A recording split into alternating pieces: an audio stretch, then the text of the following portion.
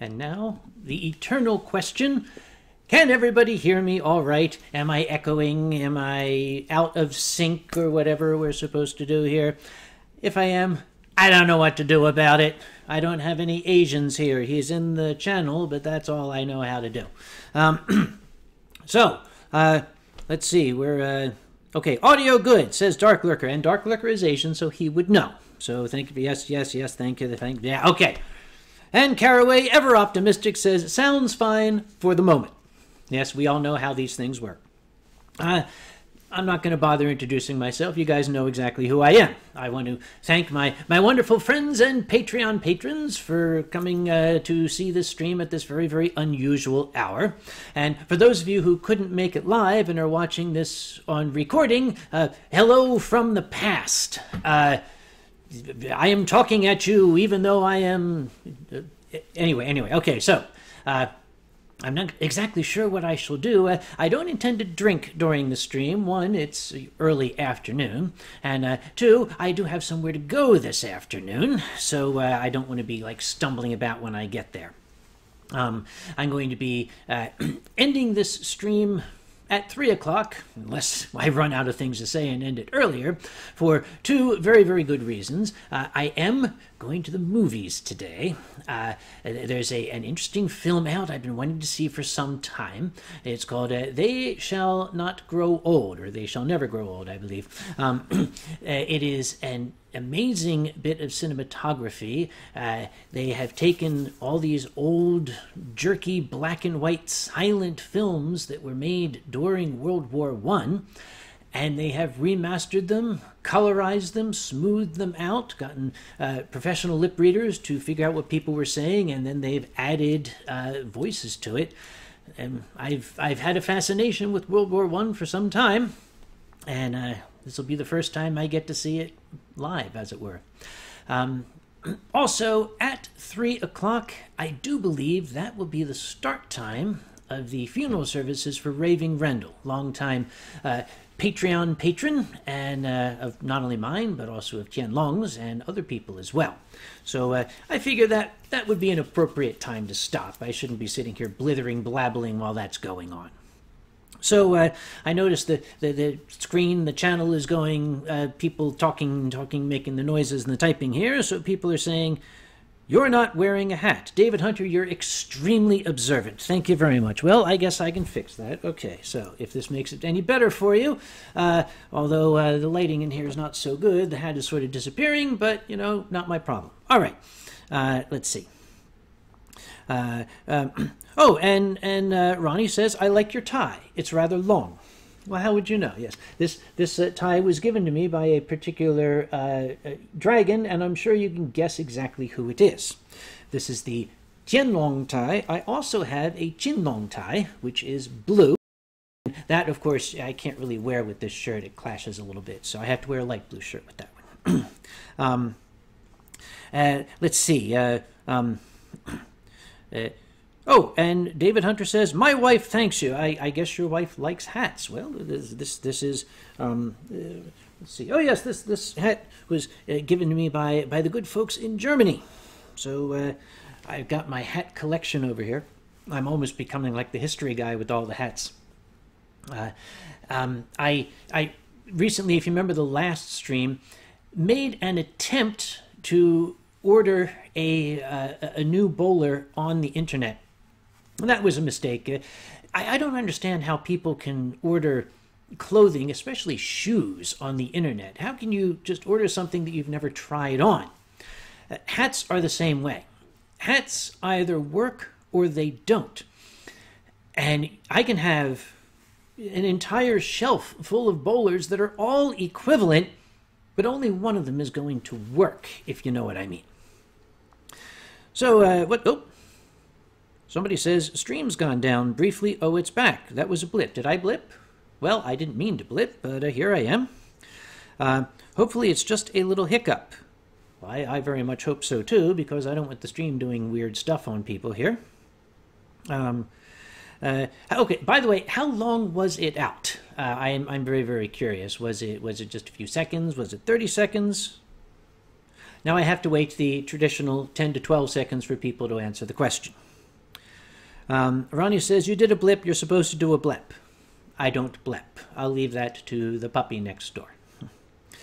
McLovin Maine, that is, tells me 5 seconds. Okay, I feel better about that. The power here has been doing some odd things of late.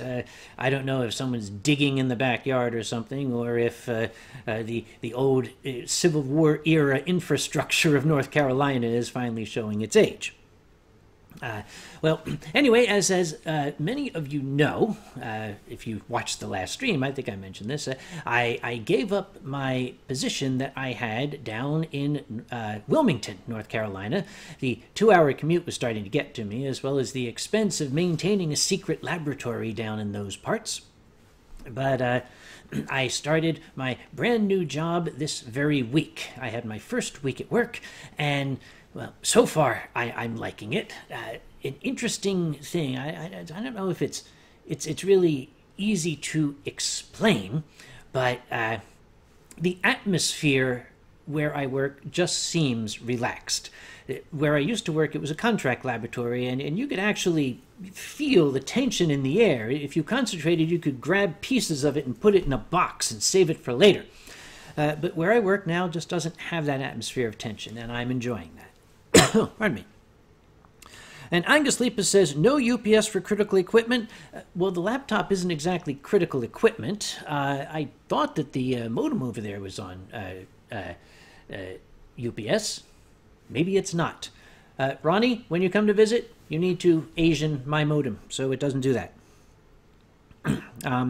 Ronnie says, I got a message from one of your honored house guests last night. Yes, I was entertaining Chitabengo and Catbot, very, very good friends of mine last night. We'd planned an evening of bad movies and sake drinking.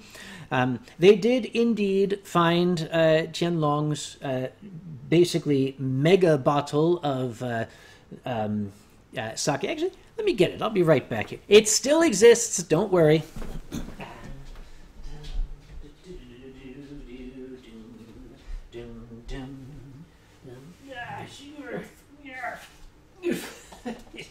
This son of a bitch is heavy. I got Tianlong this for Christmas. This is basically the macro dragon god. It seemed to fit. You can see it is a dragon god sake, and it's from a very, very good year, May.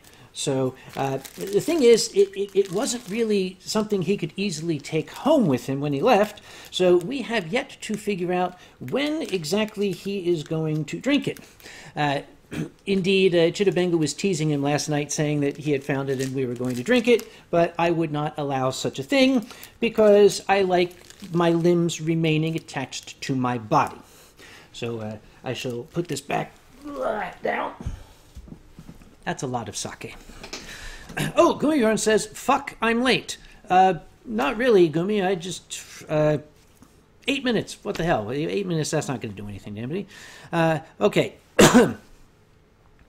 And... oh, yes, as people are reacting to the Dragon God sake, especially Dark Lurker, who is himself one of the Celestial Dragons. Onyx Flame says, can you take it to EF? Well, Onyx Flame, I could take it to EF, but that is, the vintage is May. It will stay good about 12 months, but even at 12 months, it's going to start to go a little off in flavor. I would not dare keep it that long because it'll turn. So I'm hoping that when I see Qianlong again, which I very much hope will not be too much longer, in fact, I understand he'll be at Vernal Equinox. I could probably put that in my suitcase and take it up to him there, because Vernal Equinox is going to be in just, 6 weeks or something like that, 5 weeks from now. And that, of course, is up in the frozen wasteland hell of Toronto. I kind of felt bad. I've got friends up north and friends who are in the path of that polar vortex, if you remember that thing, when it was minus 1,000 degrees or something. I kept sending them screenshots from my phone showing the current weather and the current temperature, 79 degrees Fahrenheit. And I was sitting there giggling because I'm a jerk like that in some ways. I had mentioned that Chitabengo and Catbot were over last night. And one thing that they... wanted me to see. It was one of these things that when they told me about it, I was very reluctant because I thought, okay, this could not possibly be anything savory. It's actually, and maybe you didn't know this existed. Did you know that they made a musical of Batman? It's Batman the Musical. It does exist. It's not exactly a Broadway production. It's not even an off-Broadway production. It's sort of an off-Broadway production. But if you do a YouTube search, and I hope I'm allowed to say titles of videos on this without getting the damn copyright police on my back. If you do a YouTube search for Holy Musical Batman, but it's B, the at symbol, man, because copyright, etc. B at man. Holy Musical Batman, and you will find it. It is surprisingly good. I found it absolutely brilliant. It was funny as all get out. We were rollicking, roaring with laughter, rolling about on the ground, so much so that the gentleman who lives downstairs angrily came up and pounded on the door, so we kind of had to tone it down a little bit. Sorry, Josh, we won't do that again. Oh, people are saying, oh, there's Bossasaur. Hi, Bossasaur. Sorry I've not been around for a while. I wanted to know that in spite of that, you are always fondly thought of. Okay, do these reflect when... Oh, yeah, they kind of... Okay, I'll leave these off. I really only need them for reading, but reading is what goes on during the channel here. So thank you, Bossasaur, that I am always fondly thought of. Oh, and Ice Flame is saying that I often buy clothing online. I always check the measurements before buying, as well as... You mean yours? You're not going to change that much, dear, really. Other than making them myself, it's the only way I can get clothing that fits. Other than making them herself, I picture this little stone cottage in the Welsh countryside with this tiny woman with the broadcloth making stuff on a loom there. It's just totally adorable. Mio Van Me reminds me that if we're in need of sake, we could invade that sake shop again with BT Werewolf. We could, Mio. We could very well invade that sake shop, although this time we are going to bring along a cold bag and not send someone for one. There's a joke in that, and I shall tell people the punch. During Eurofurence, BT Werewolf, Mio Van Me, Tien Long, and myself went to a sake shop in Berlin. I would never have thought that Berlin had a sake shop, but they did. And they had some actually rather good sakes there, and they had a cooler. Germans in their coolers. And the sake was nice and chilled. But we had a long trip to get back to... civilization after that, because this was about a couple of miles at least away from the hotel. We had to get one of those Uber lifts or whatever you call them. And it was decided that BT was going to go just up the road to a supermarket that we had seen, and he was going to buy one of those cooling chili bags that you put things in and it keeps cold. So off he went. And about 14 minutes later, we started to get very worried. We didn't have a way to contact him because reasons. There's another story there, but that's a different story. So we looked around. We had thought that he had gone up the road that way. And we said to the lady, how far away is that store? And she said, what store? We said, well, the store up the road. She said, there's no store up the road there. There's nothing up the road there. Apparently that's where the earth ends. It just drops off into the void of space. So we said, well, how about the other direction? She said, there's not a store in that direction either. So we got really very worried because BT being a very dedicated man, when he says he's going to do something, he's going to do something. We didn't know how many miles he had walked. Turned out it was roughly 2. We had indeed passed a supermarket, but the way the Uber lift was driving through the streets, the 15 seconds that it took to get from that spot to the sake shop did cover the course of about 2 miles.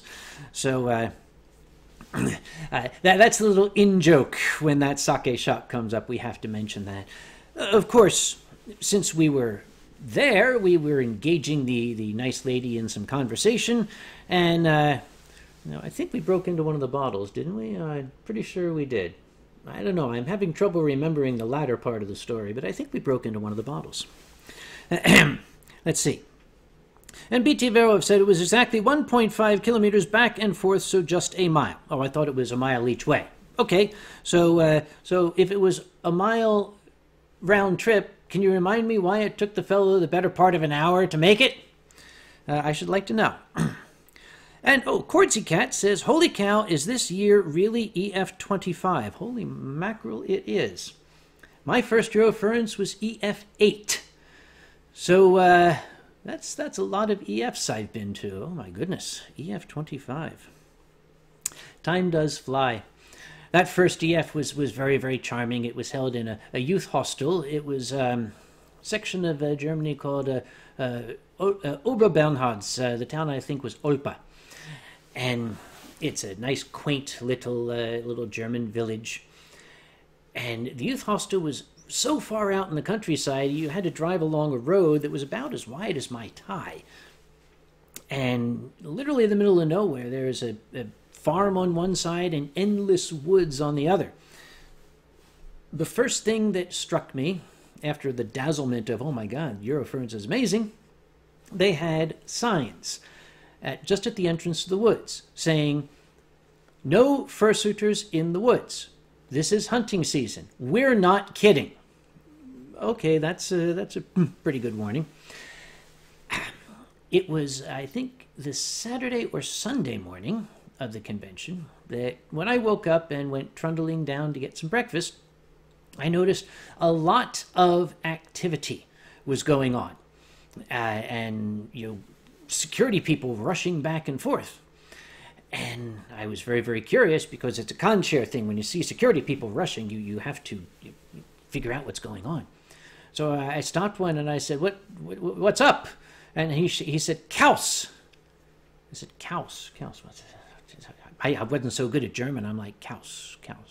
Kauskinski? What? He said, no, Kaus, moo. Apparently, one of the furries, being very curious, had been walking around outside and had opened the gate that led to the cow pasture next door and then wandered off and left the gate open, so the con site was overrun with cows, running in and out and generally being cows. And the security crew had turned into cowboys and were trying very, very hard to round them all up. Fortunately, I did not have to partake in any of this. I just sat back and watched in tremendous amusement, because that's what convention chairs do at other people's conventions. You can ask any convention chair, we do it, yes. Let's see. Other people are saying, oh, yes, Ronnie has reminded me, one of the problems BT ran into, and one of the reasons it took an hour round trip, was all he wanted to get was the cooler bag. But he was behind a lady, as he later explained, in the line, who had about 400,000 items and was inquiring of the checkout clerk if each and every item was fair trade. She apparently is a German hippie. I don't know what the German word for hippie is. Mio, what is the German word for hippie? I must know. But so she was being hippie lady there, and that apparently slowed things down too. Onyx Flame is going to her first ever EF. I look forward to seeing you there. Hoping to meet you, Gumi, Tien, Camaro Cougar, possibly Alkali. Alkali said he wants to go. I'm not sure if he's made any arrangements yet, but I shall have to inquire when I see him. And I will be seeing him at Fur Squared, which is, 2 weeks from now, I believe. That's in Milwaukee, which is in polar vortex zones right now. Hopefully that will be all cleared up by that point. Let's see. And Gumi Bjorn is telling stories. All right. Gumi Bjorn is not going to let me forget this story, so I might as well share it. And I've shared it before, but if those of you didn't see it or just don't remember, from EF8 through, I think, EF21, I ran their art auctions. That's a lot of art auctions. And every single year, they started late. A little bit later every year. So at one particular EF, once we got to Berlin, actually, I'm sorry, this was, this was in Berlin, yes. I told them, I am going to start whether or not you guys are ready. The auction starts at noon. I am going to start at noon. Noon came along, and I started the auction. There was nobody in the room. Nothing was set up, but I was auctioning phantom pieces of art because I'm a man of my word, goddammit. I'm going to auction this stuff. And I kept going on, kind of hoping they would get the hint. And it was then that I found out why it is, despite the storied German efficiency, that they were not starting on time and never could start on time. The gentleman running the soundboard jumped up on stage and was fiddling with some wires, and I said, look, can't we at least seat the audience? And he said, not yet, the sound is not perfect. Ah, that's it. That's the problem. He's German, that's the problem. So, one year, I believe it was EF 23 or something, Gummibjorn might remember, he can correct me. Was it 2 years ago? Was it only 2 years ago? It was coming up on 12, and I was up in my room thinking, oh, I should get down there. And I was in the lift, and I noticed it was about 1 minute to 12, plenty of time. I stopped at the bar to get myself a bottle of kaltumushi to quench my thirst. And if somebody came by and wanted an autograph. So I started wandering down about 5 or 6 minutes after 12 to the room where the auction was, and the security guy grabbed me and said, where have you been? I said, well, it's at the bar. You should have thought to look there. And he said, you're late! Apparently, for the first time in recorded history, the art auction had started, or was to start, on time. And I had not gotten there, so they blamed me for the auction being late that year. I still think it was a dirty trick. I think they planned this all along. So I make it a point now to get to the art auction half an hour early, and sending somebody out, get me a kaltumushi, would you please? Let's see. Let's see. Oh, Mio Van Mee says the German word for hippie is hippie. Is it? And Ronnie is asking, is it das hippie? Ein hippie, der hippie? I hate to say it this way, but are hippies masculine, feminine, or neuter in Germany? It's a strange language. You really have to. Let's see. Some people are saying that Alkali has promised to meet folks at the bar, so he will certainly go. Assuming he doesn't get caught in another tweet storm from a certain Western world president who every time he tweets causes worldwide markets to crash, and then Alkali gets called into work. Poor fellow. Let's see.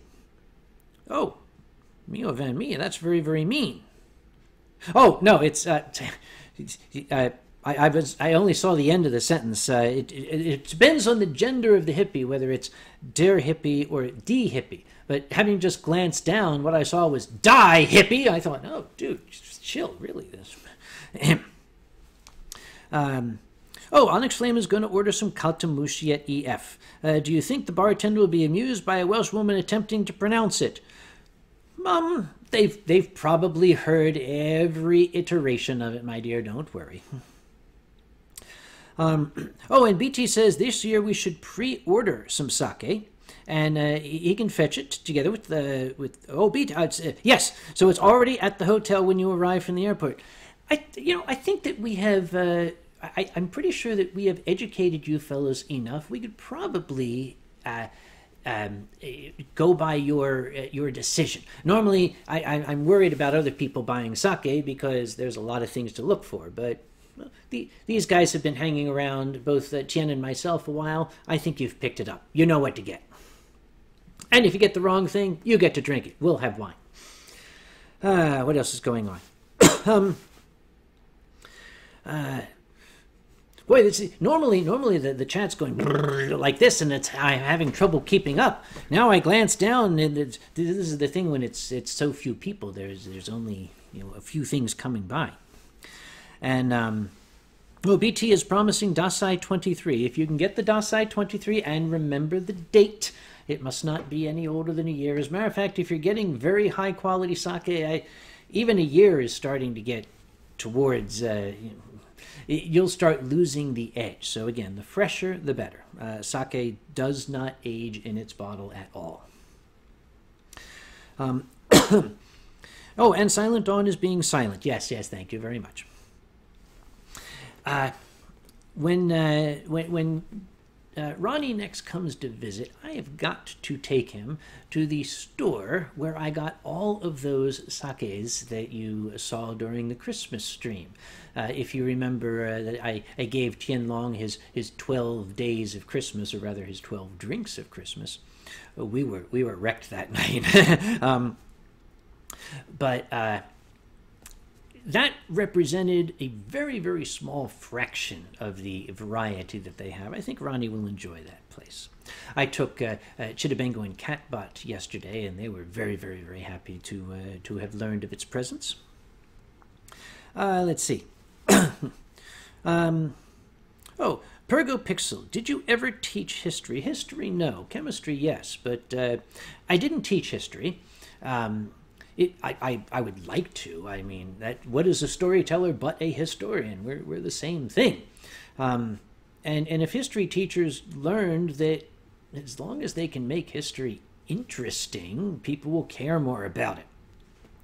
I never could fathom these history classes where you go in and some dusty old guy with a tweed jacket with patches on the elbows comes in and says, today we're going to learn about the Monroe Doctrine. The Monroe Doctrine was put into place in and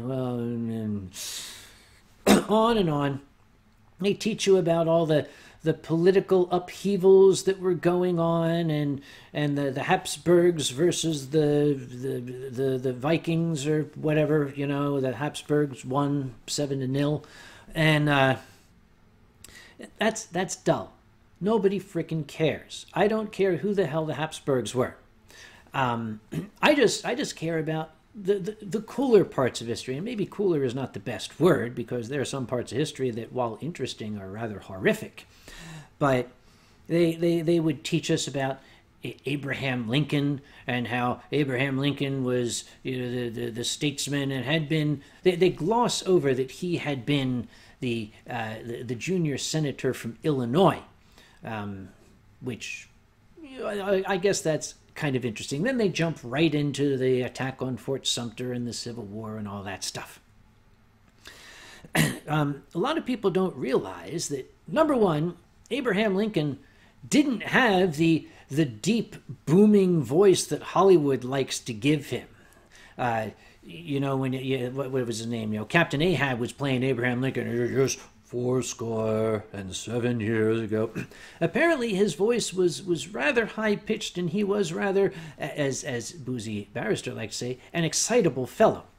He also had a very, very wry sense of humor. Now you're starting to get my attention, because this is the personal side of history. This is the part of history I think that counts.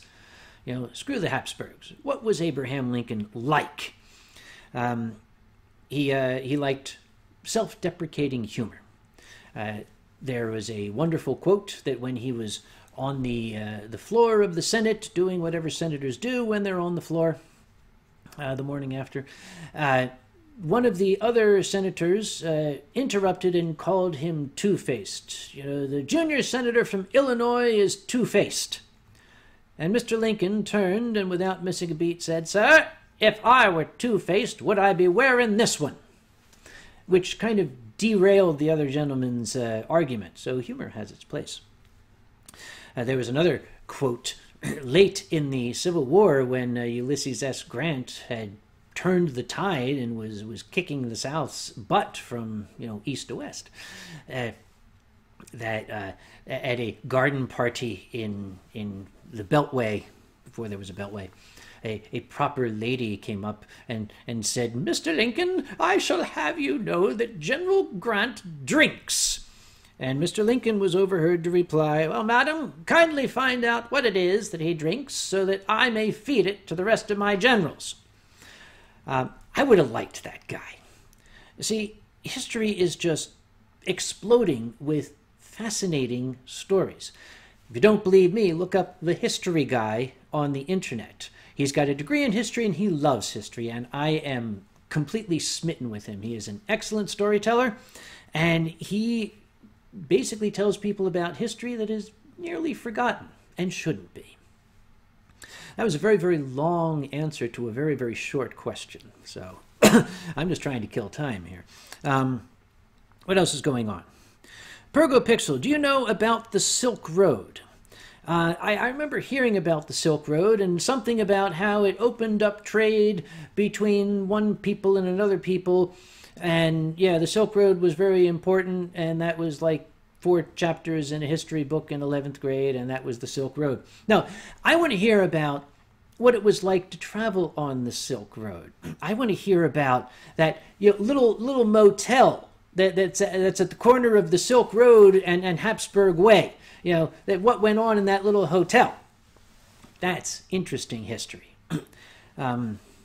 Personal stories. That's one of the reasons I am looking forward so much to seeing the film this afternoon. They shall not grow old, because that is people in history. That is personal. Let's see.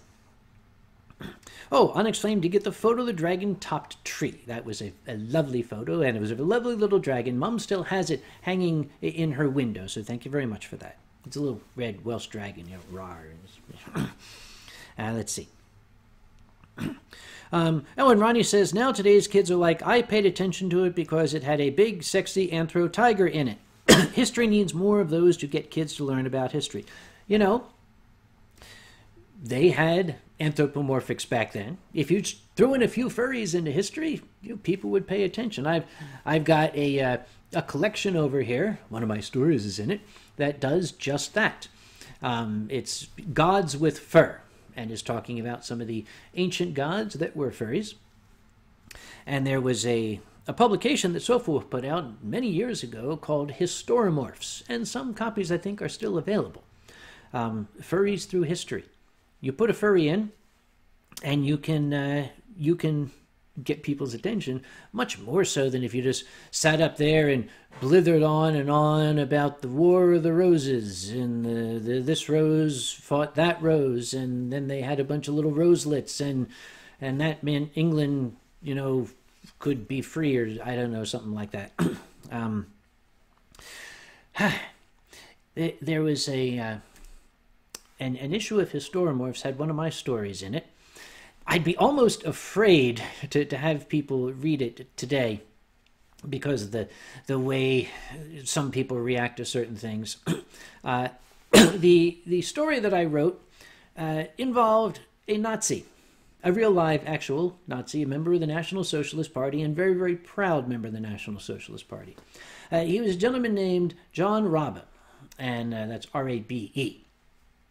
A name that most people don't read about in their history books. All they're told is that Nazis were bad, okay? And the Nazis were pretty horrible. But remember, history is made by individuals. Rabe was a businessman. He was working for Siemens Electronics Company in Nanking, in China, in the 1930s. When the Japanese invaded Nanking, Herr Rabe looked out his window and saw some of the most horrifying things that were happening. If you didn't pay attention in history class, you should go back and read about what they call the Rape of Nanking. The Japanese did not treat the Chinese very kindly. And one of the reasons we know what went on was the fact that Rabe was German. He started documenting everything he saw in a journal in infinite detail, with photos, diagrams, annotations. It was a minute-by-minute history of the atrocities that were occurring in Nanking at the time. And he, with a bunch of other Westerners, had enough after a time, And what he did was he and these folks grabbed a few square blocks of Nanking, and he effectively declared it German territory because the Germans and the Japanese were allied at the time. They called it the International Safety Zone, and they invited any people who lived in Nanking to come and stay in that couple of square block area. And they told the Japanese, you can't come in here. This is our territory. Well, at its peak, that few square blocks housed almost 250,000 people. Sometimes so thick that they literally slept standing up, leaning against each other. Rabe himself would patrol late at night because the Japanese soldiers would sneak in and try to grab women and take them away and do awful things. Rabe would have none of that. He had his swastika armband, and if he caught the Japanese, he would literally chase them off with sticks. He'd pull off his armband and wave it at them. Deutsch, Deutsch, Deutsch. Get the hell out of here. This is Germany here. Siemens started to realize they weren't getting a lot of business done, so he was recalled to Berlin. And fortunately, at about that time, the Japanese government finally were able to rein in the military, and the atrocities mostly stopped in Nanking. So people were pretty much safe. Notice all those qualifiers. And Rabe got back to Berlin, and the first thing he did was he made a copy of his entire journal, all the photos and everything, made it nice, neat, organized, indexed, and sent it to the personal attention of Adolf Hitler with a note that read, "We, as Germans and as National Socialists, cannot stand by idly while an entire people are being massacred." He'd been in China, so he wasn't quite familiar with the political climate back home. He was immediately arrested by the Gestapo and jailed for the remainder of the war as a possible subversive. And he never could quite understand why he was being treated that way. After all, the Japanese were murdering people. We are Nazis. We can't allow that to happen. Well, when he got out of jail after the war, since he had been a rather high-ranking member of the National Socialist Party, even though he was in China, he couldn't get a job anywhere. Nobody would hire him. He wound up dying in poverty in the early 1950s. It's a very, very, very sad story. So what did I do? I put a furry in it. The story itself is fascinating, but Historomorphs is about furries, so I did a little bit of a play on words.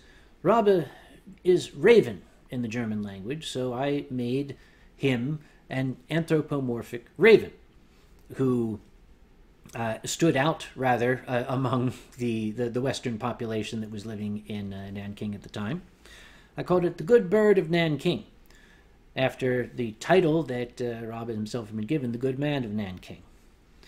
The reason I'm so worried that people would read it today and get the wrong idea is, yeah, it's a story about a Nazi who's the good guy. There were.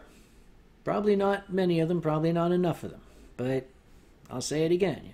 History is made by individuals. And sometimes the individual story really does need to be told. Gummibjorn says, can you bring me a copy? I'll pay for it. I've got my copy here. I'm not sure if it's still available from Sofa Wolf. If it is, I'll see if I can get my hands on one. I'm also not sure if I'm allowed to bring it to Germany because it does have a certain symbolism in the illustrations. It was illustrated by Torren Fox, and that symbolism is... I don't think it would be looked on kindly, so maybe I shouldn't bring it to you at Eurofurence. Simply because, as I said, let's not upset anybody. Okay, let's go over here. David Hunter said, my dad collects Civil War journals for the same reason. That was one of the best history classes I ever had. When I was in college, there was a dusty old professor who taught Civil War history. And the way he taught Civil War history was using diaries and journals kept by soldiers. I still have one of them around here. Not the original, of course. It's a copy that he had made, transcribed rather, of a young man. He was a boy, really, and he was the drummer for the 51st Pennsylvania Volunteers.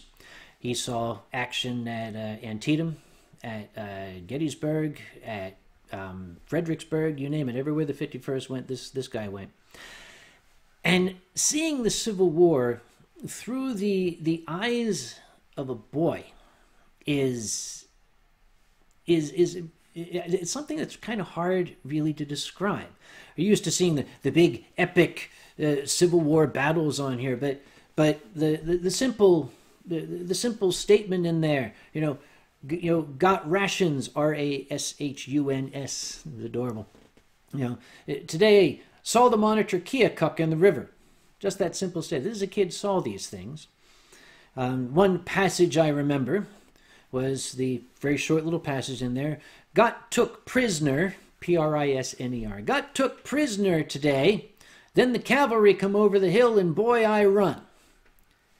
That's really the way to hear about the Civil War. One of the reasons I think that Mark Twain was so successful was it was told in the language of the people who were living the story. Let's see. Furry Trainer, are you drinking this afternoon, Uncle Kage? Later in the afternoon I will be, not during the stream because I do have some place to go.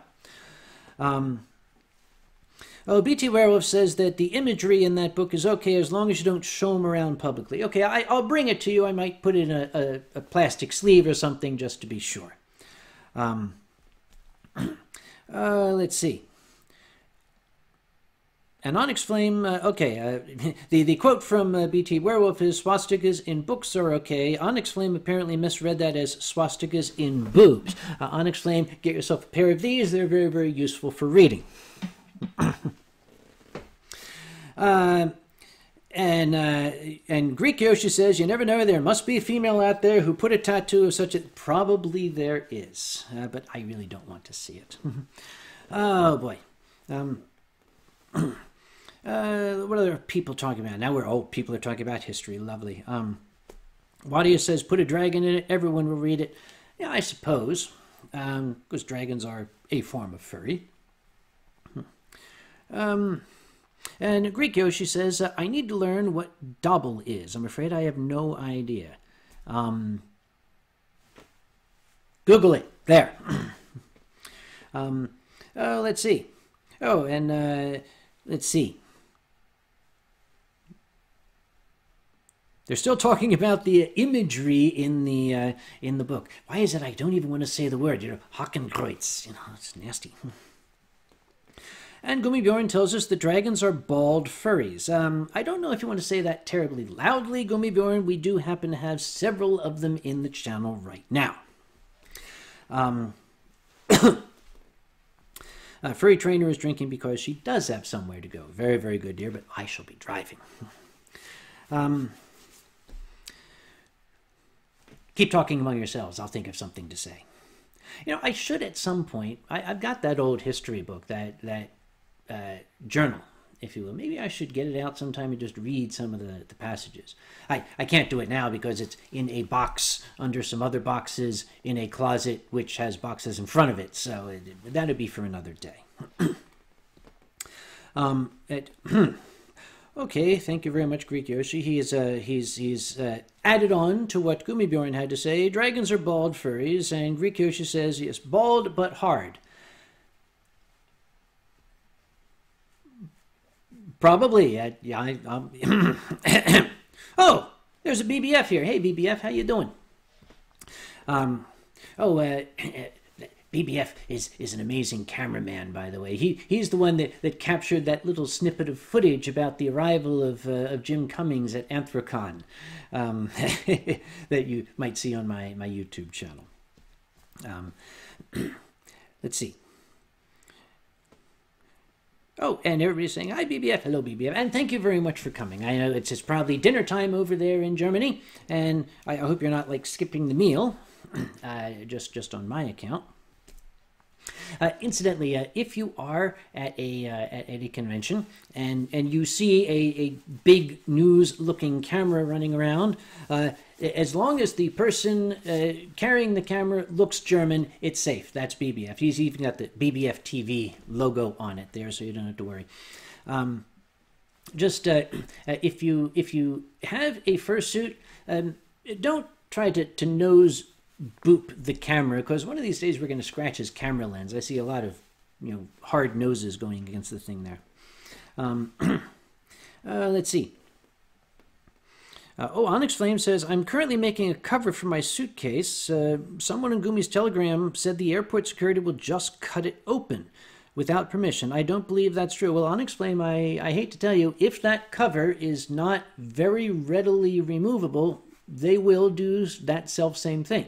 They'll slice it open, and in the interest of, we have to look in the suitcase for security because you might be a terrorist. Even if it's not in the United States, airlines are funny that way, but not funny ha-ha. There are multiple stories. People have locks that they put on. Even those teeny little locks, they'll just cut those off. Even the ones that are supposed to be TSA approved. It's a lock that the TSA has a special key that they can unlock. They don't want to take the time. They just take their cutters and snip those locks right off. So don't try to seal a suitcase, because they'll get in. As a matter of fact, I think they see it as an invitation. If you try to seal the suitcase, they think you're hiding something, and then they go digging through it. I think it's sort of fun when they go through my wine case. I always wonder what they're thinking. I've started putting a piece of paper in it with huge letters that says, yes, it's full of booze! Hopefully they get a chuckle out of that. Let's see. Yep, people telling stories about cutting locks and booping lenses. Oh, interesting. Airport security will simply open the zipper with a pen without even breaking the locks. That's very, very talented security. I don't know how they can do that. Okay, Mio Van Mee says there's one way around that, traveling with a gun. Yes, but don't do that. Number one, you ain't American. Number two, even if it's got the note that says, firearms unloaded, they can still open it. They have to make sure it gets there, so they're not going to screw with it, but they can and will look inside. Simply because anybody could put inside a suitcase and slap the firearms unloaded label on it and think, haha, they can't look in this. Yes, they can. Let's see. And Caraway, the terrible things they must see going through furries' cases. I am very, very certain, Caraway, that they leave it to the bunny to think of this. Yes, I have a friend down up in Pennsylvania who is a TSA agent. Someday, I'm going to get him drunk and I'm going to ask him, what are some of the weirdest things you have found in suitcases? He has told me that one of the most common things they run across is a suitcase that is vibrating. They have to investigate that. They have to open it and find out what is vibrating. Sometimes it's an electric toothbrush that accidentally got turned on. Sometimes it's not an electric toothbrush that somehow got turned on. Turned on. Let's see. Six Ocelot says, having worked as an X-ray operator at Edinburgh Airport's baggage hall, maybe it is baggage hell, we would only do so if the X-ray showed a cause for concern, such as a furry's suitcase.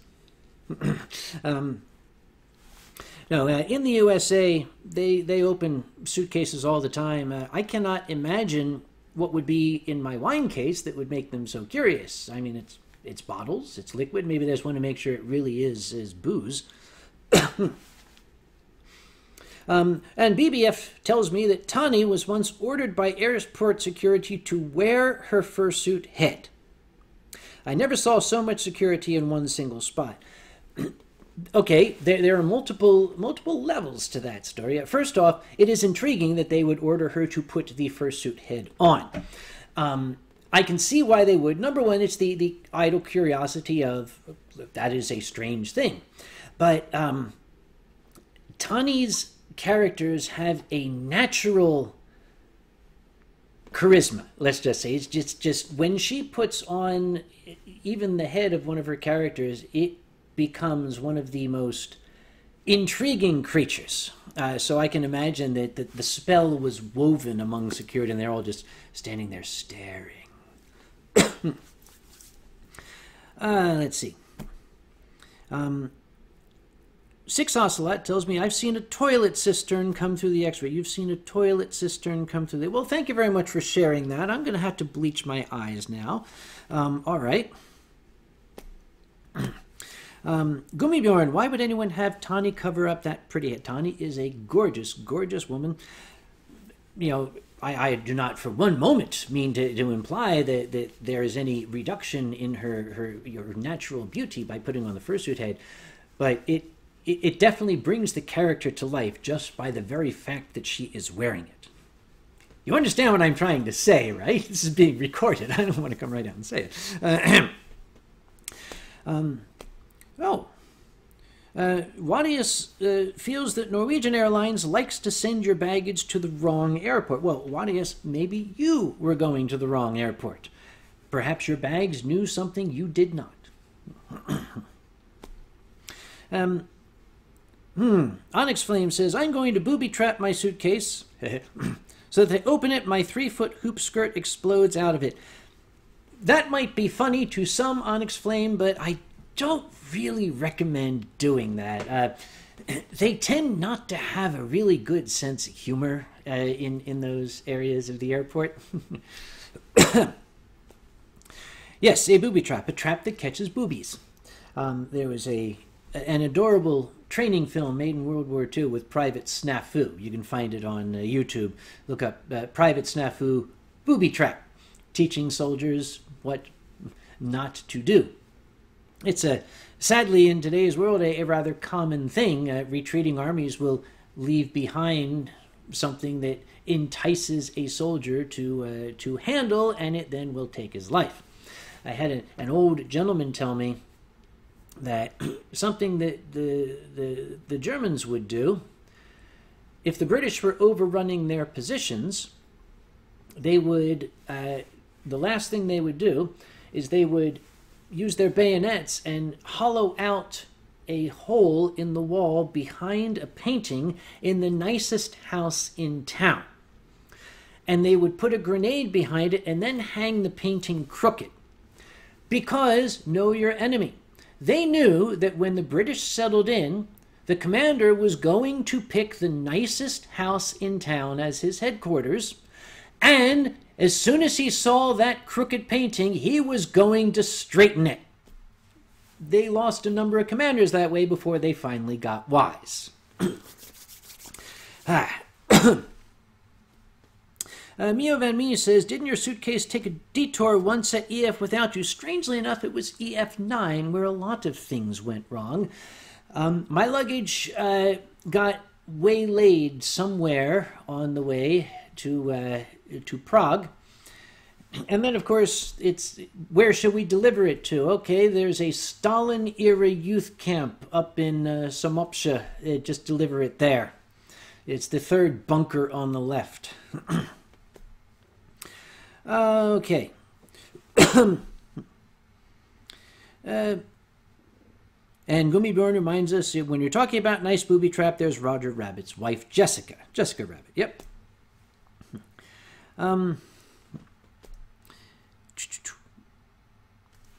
And Cordsy Cat is talking about, what about rigging the booby trap with a glitter bomb? Again, guys, it's fun to talk about. Don't actually try it. They will come after you. Remember, they know who belongs to that bag. That tag equates to your ticket. I know of a fursuiter, in fact, that had an aerosol can with disinfectant in it to use on his fursuit, and he was actually paged at the gate as he was waiting to board, and when he walked up, there was a police officer and a TSA person there saying, did you have an aerosol can in your checked bag? And he said, yes, I did. And they said, well, you are aware that that is illegal. You cannot have an aerosol can in a checked bag. they do check for those things. They say, you may not take these onto a plane. Does anybody really pay attention to that? Especially in this country, we got people still going through the TSA checkpoints with firearms, with knives. Oh, I forgot I had it. So you forgot that there is a loaded pistol in your suitcase.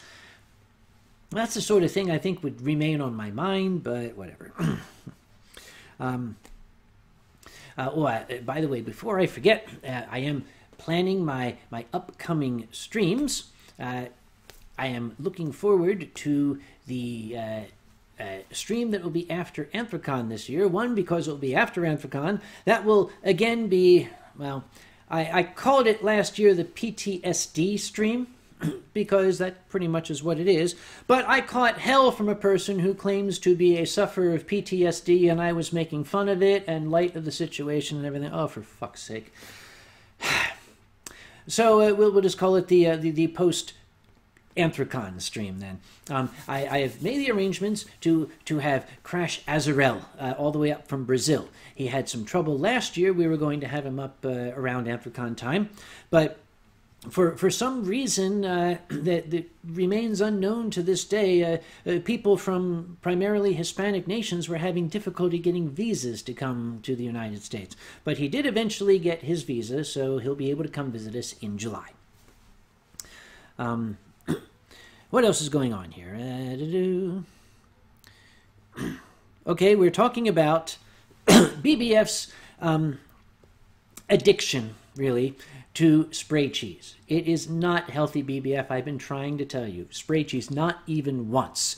You see what it does to you. Spray cheese is something you find in cabinets in trailer parks here. But BBF did send home 5 cans of spray cheese from MFF, and apparently 4 arrived. So somebody who works for the TSA lives in a trailer and stole one of BBF's cans of spray cheese, and he was very, very upset. Because apparently you can't get it in Germany because, as I remind him, Germany is a civilized nation.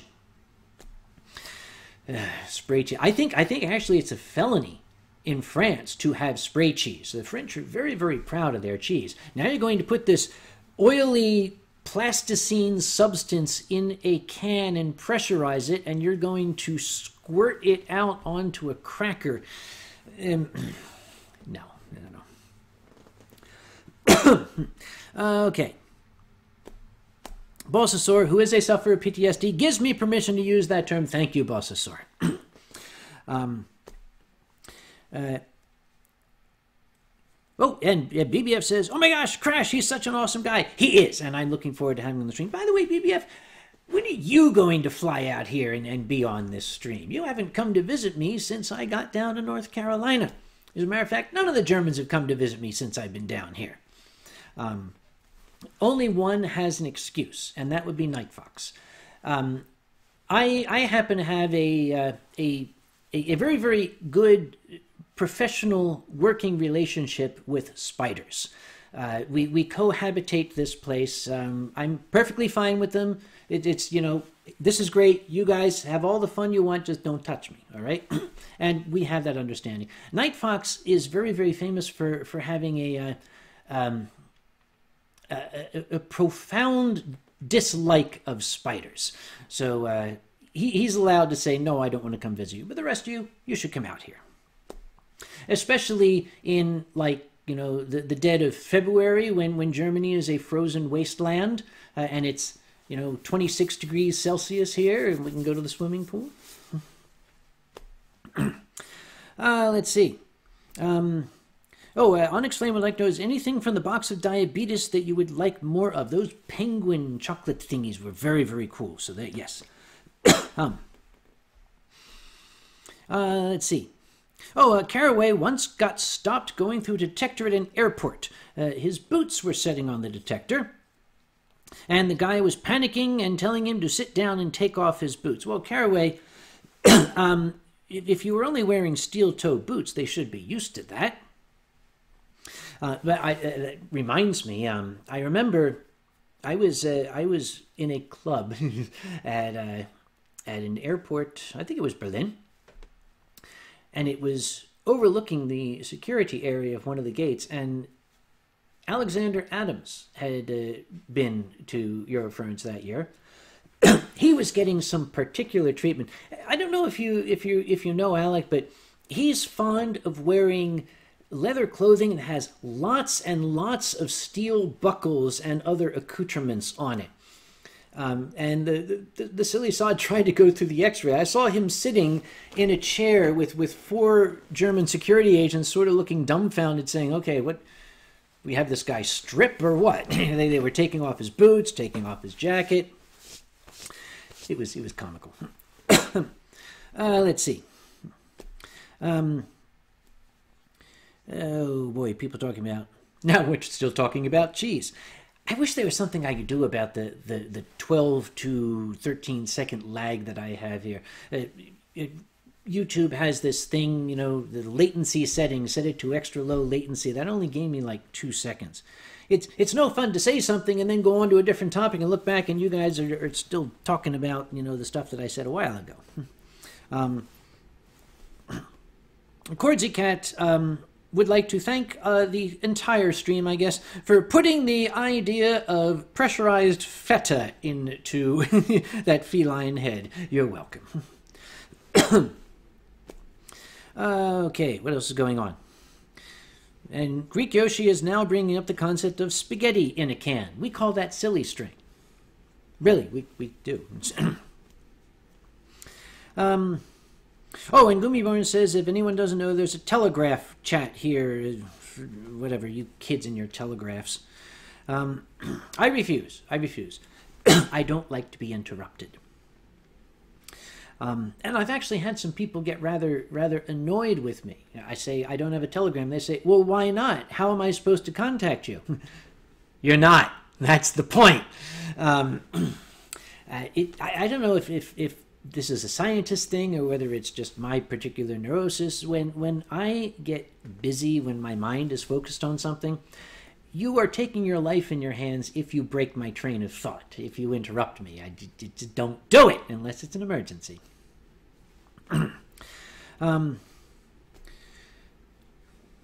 Apparently, they do have spaghetti in a can.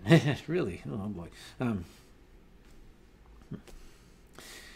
Yes, apparently there is a thing about putting food in pressurized cans. If they could put wine in a pressurized can that had like a little straw that would automatically squirt it into your mouth, that would be great for like Tian Long. He'd love that, I'm sure, because he has his fabulously pink straw, remember? Oh, I went and I got a haircut yesterday. I got them all cut, as a matter of fact, you might see. And my barber, a fantastic fellow, he shares his little barber shop with a lady who is a hair stylist. There's apparently a difference between those things.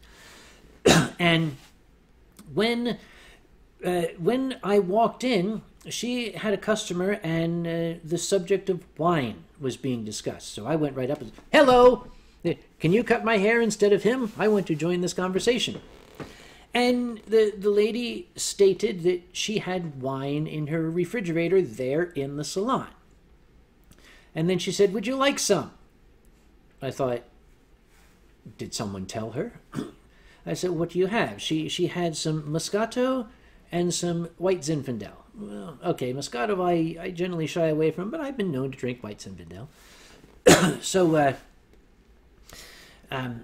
she opened her refrigerator, and she had plastic little 150 milliliter bottles of Sutter Home White Zinfandel. They come in 4-packs. It's probably the cheapest, most trailer trash ghetto kind of wine you can get without buying bum wine. So she gave it to me, and I thought, well, I got this. How am I supposed to drink this? She said, oh, don't worry. She had a straw.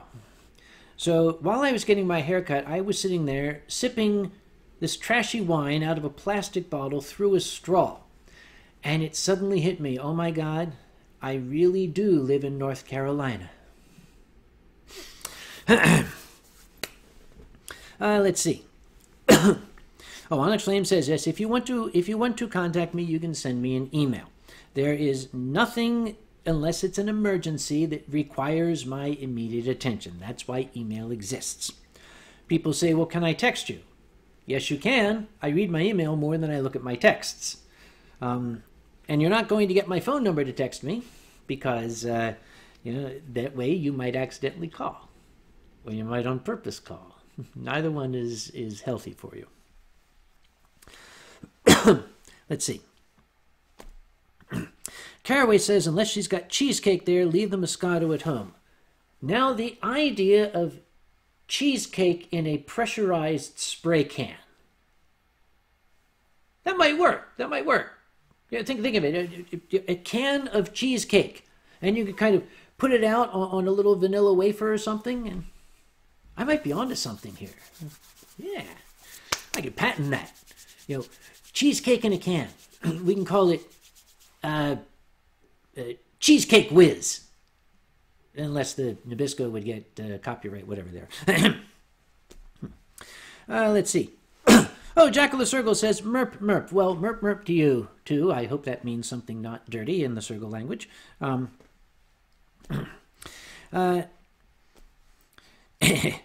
says, unless it's the guy who smoked in the Westin, don't call Kage, unless you're going to tell me who it was. That's something that other people have actually witnessed. I generally am somewhat gruff when I answer my phone.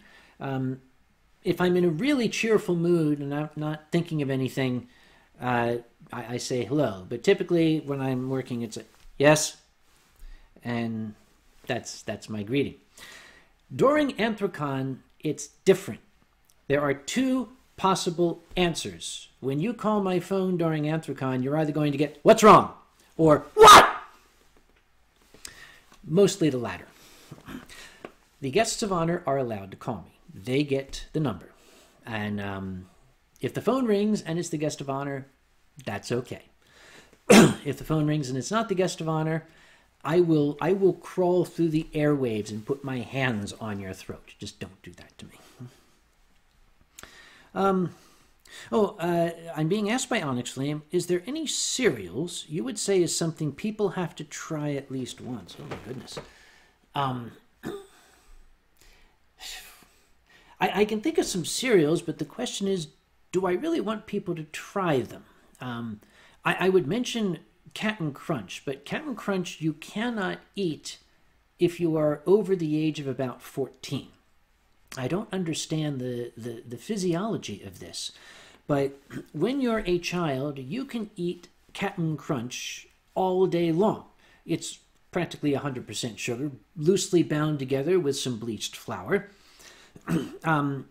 Something happens around the age of 14, as a late teenager or an adult, if you try to eat Cap'n Crunch, it turns into little microscopic razor blades in your mouth and slices the inside of your mouth all to pieces. So I would not recommend people trying Cap'n Crunch if they are in their adult years. There's the cute monster cereals that came out in the late 60s, that Frankenberry, Count Chocula, Blueberry, Fruit Brute. They're cool. It's gimmicky and everything, but it's still the same thing. Sugary cereals, and if your cereal isn't sugary enough, we'll add some marshmallows to it to make it even more sugary. And we wonder why American kids are so tubby all the time. Greek Yoshi is saying, do you have any preference of wine that I can bring along from my country? Well, actually, Yoshi, it's a very good question because I'm not familiar with Greek wines. The only thing I'm familiar with coming from Greece that is of alcoholic nature is ouzo, and thank you, no. But I guess the Greeks do make wine. I mean, they came up with Dionysus and all those guys. If you have any semi-dry white wines, not the horrible dry, icky oaked wines, but something along the sweeter end of the spectrum that's not syrupy, I'd be willing to give it a try. With you, of course. That's the rule. Let's see. And Balsasaur agrees with me. Cap'n Crunch is made of glass, but for some reason small children are immune to its effects. Then they put those awful crunch berries in it that I guess when I was a kid they had some sort of taste. Now it's like a sugar cube that you bite into. Okay. Caraway says, want to feel really old? I'm 26 this month. Well, thank you very much, Caraway. Go fuck yourself. Oh, and I'm being reminded that this year's EF topic is time travel. If it would be possible, what time would you like to visit and why? Oh my gosh. I would need to have a machine that I would be able to spend an entire year in just to visit all of the periods of time that I would like to see. I would like to see Mark Twain perform. He basically was he was an Uncle Kage. He was a storyteller. He used to get up and do story hours. I would love to have seen one of those. There's no film of any of those presentations. There's actually no recording of his voice. I would like to go back and observe some of the mysteries that still linger to this day. The fields at Lexington and Concord in Massachusetts at the beginning of the American Revolution. To this day, nobody knows who fired the first shot. The British say we did. We said the British did. Of course, we were all British then, so I guess everybody's right. But it would be interesting to see who really did. Let's go back and observe the Kennedy assassination. How many shots really were fired there? And not just awful tragedies. Let's go back and actually see a Charlie Chaplin film being made as it's being filmed. That would be cool. I cannot put my finger on a single moment in history that I would prefer to witness above any other. Let's see. OBBF is firing back at Caraway, saying, you're not old if you never got to enjoy the adventure of untangling the most precious tape you ever had from the cassette recorder. I'd almost forgotten what that was about. When you'd be listening to your music and all of a sudden it would start to warble and then you would see that tape was coming out of the machine. No. And it was hard to copy those back then. You'd have to buy an entirely new one. What else are people talking about? We're still talking cereal.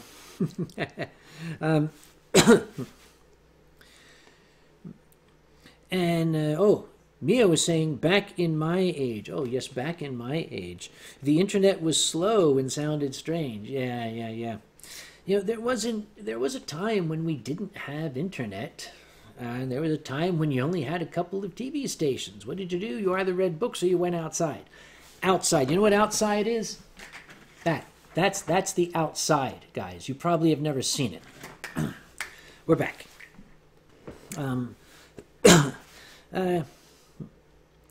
Onyx Flame has educated me. There's somebody called Jamie Oliver has gotten a law passed about too much sugar in stuff, and everything from childhood that used to be loved has been ruined because it doesn't taste right anymore. I'm sorry, but we could probably stand to do with a little less sugar over here ourselves. We're always talking about it, but nobody ever does anything about it. And BBF tells us, yes, you're not old unless you've had to write a notice on a dead tree and hand it over to a guy who then physically sent it to the receiver for a fee. I still do that.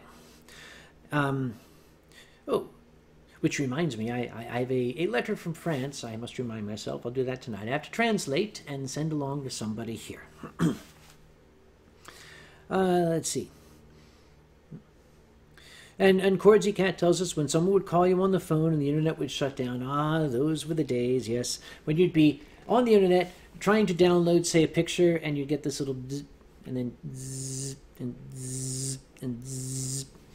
And 2/3 of the way through the picture, Mom would pick up the phone. Oh, yes, the hellish days. what are people going to be talking about in 30 years? How will kids in 30 years view these things?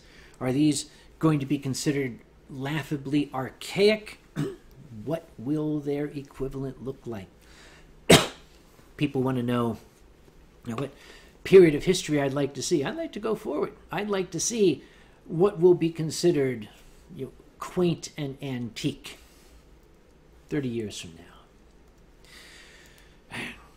I will tell you, when you really want to feel old, we have a thing around here that these quaint family restaurants like to put old-fashioned things up on the wall. Like old Victrola record players and things. When I go into those places and I see things that I used to have, things I used to use, things I used to play with up there as quaint old antiques, it's very disheartening. But 75 years from now, are there going to be like laptop computers stuck to the wall? Are there going to be cell phones hanging, from like chandeliers as quaint reminders of a simpler past? I don't know if I probably won't be around that far, but somebody send me a note. Maybe by then you'll be able to and tell me how it is. Bossosaur says, I've been in a lot of skeptics forums over the past year. Nothing upsets me more than the flat earthers. Oh my goodness. I can't take these people seriously. I cannot fathom that level of simple ignorance. These people who are convinced that the earth is flat. Okay, don't talk to me. Please don't even come into my presence. I do not want to deal with you. If you have convinced yourself the earth is flat, you are a Cro-Magnon. And from a simple evolutionary standpoint, I do not want your company. I really can't answer the question any other way, Bossosaur. I have nothing to say to those folks, because what can you say? You can't argue with them. You can't offer them any kind of proof that they're wrong. They're just going to blither, and I'm terrified that their idiocy might be contagious. So if they are going to talk to me, I want to be wearing a mask. Oh, and Mio is talking about the cyberpunk nightmares coming to life. Implanted computers and artificial tails. Artificial tails would be cool. The implanted computers, I guess we're practically there already. But, I don't know. I'm already kind of antsy about the fact that Google knows everything I do and everywhere I go. Having a little device that is implanted in my body that's constantly reporting back to the mothership I hope I'm not around for that. Okay, how's that? Rather like that TV series Black Mirror. I like to watch Black Mirror, but I find it difficult because it's very upsetting. If you've not seen Black Mirror, it's an interesting idea. It's science fiction stories that are set basically in a very near future. Next year, 2 years from now, where they have taken technology forward to a terrifying extent. One episode where your entire life is governed by how many likes or dislikes you have racked up against your personal account. Somebody cuts you off in traffic, you snap with your phone and hit dislike, and this person's social standing drops by a fraction. On one hand, that sounds kind of cool. But then, we see what happens when that system gets abused and is taken too far. But the terrifying part is we're kind of already there when you think about it. It's not quite to that extent, but we're very, very close to that. You look at somebody's Twitter profile and see he's only got 2 followers. I'm not going to pay attention to him. He's a nobody. Somebody makes a comment and you find out that person has 4 million followers. Oh, he's an important person. Didn't used to be this way. Used to be you had to get to know a person in order to make that judgment as to whether or not he was somebody you wanted to deal with or not.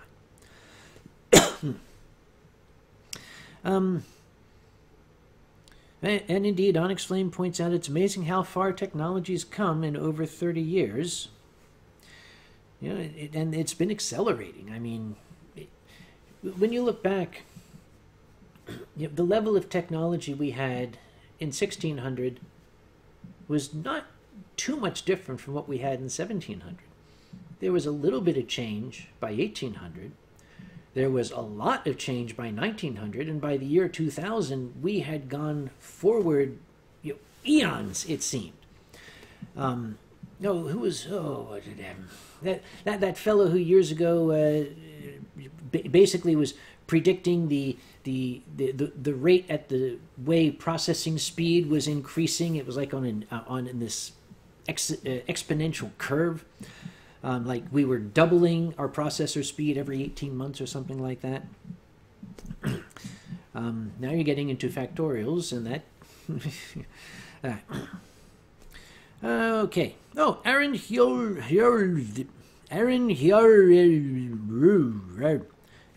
Aaron, how you doing?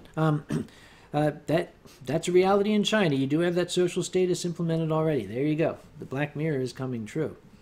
They had that one episode where a ridiculous foul-mouthed cartoon character ran for president. That episode scares me to watch it now. Okay. And now they're talking about the Prime Minister stunt. We're not going to discuss the Prime Minister stunt from the Black Mirror.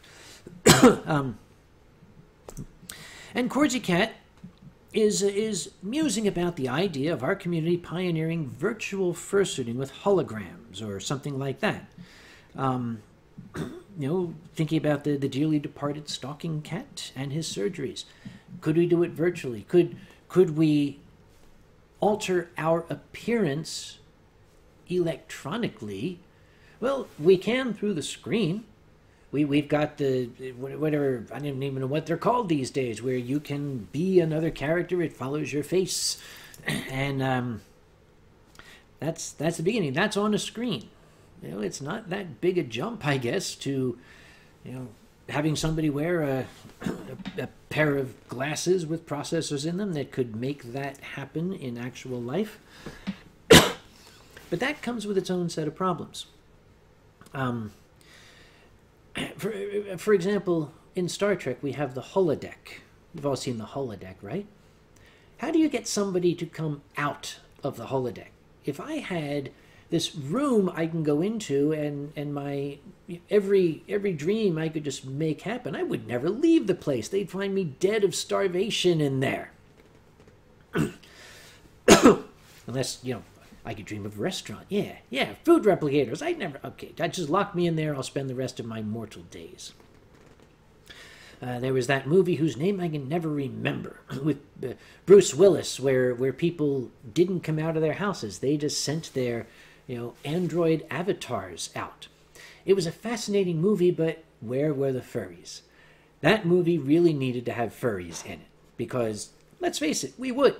If you could sit in your house and put on a virtual reality something or other and send your furry self out to live your life, I guess we would. But then that movie showed the dangers of that, because people would live their entire lives vicariously through their avatars. Wasn't healthy. Okay. Onyx Flame saying, going back to EF's theme this year, I was spending most of EF wearing corsets and big skirts, the Victorian style of dress. My style of dress tends to be kind of stalled in time itself. I'll probably be wearing a bowler.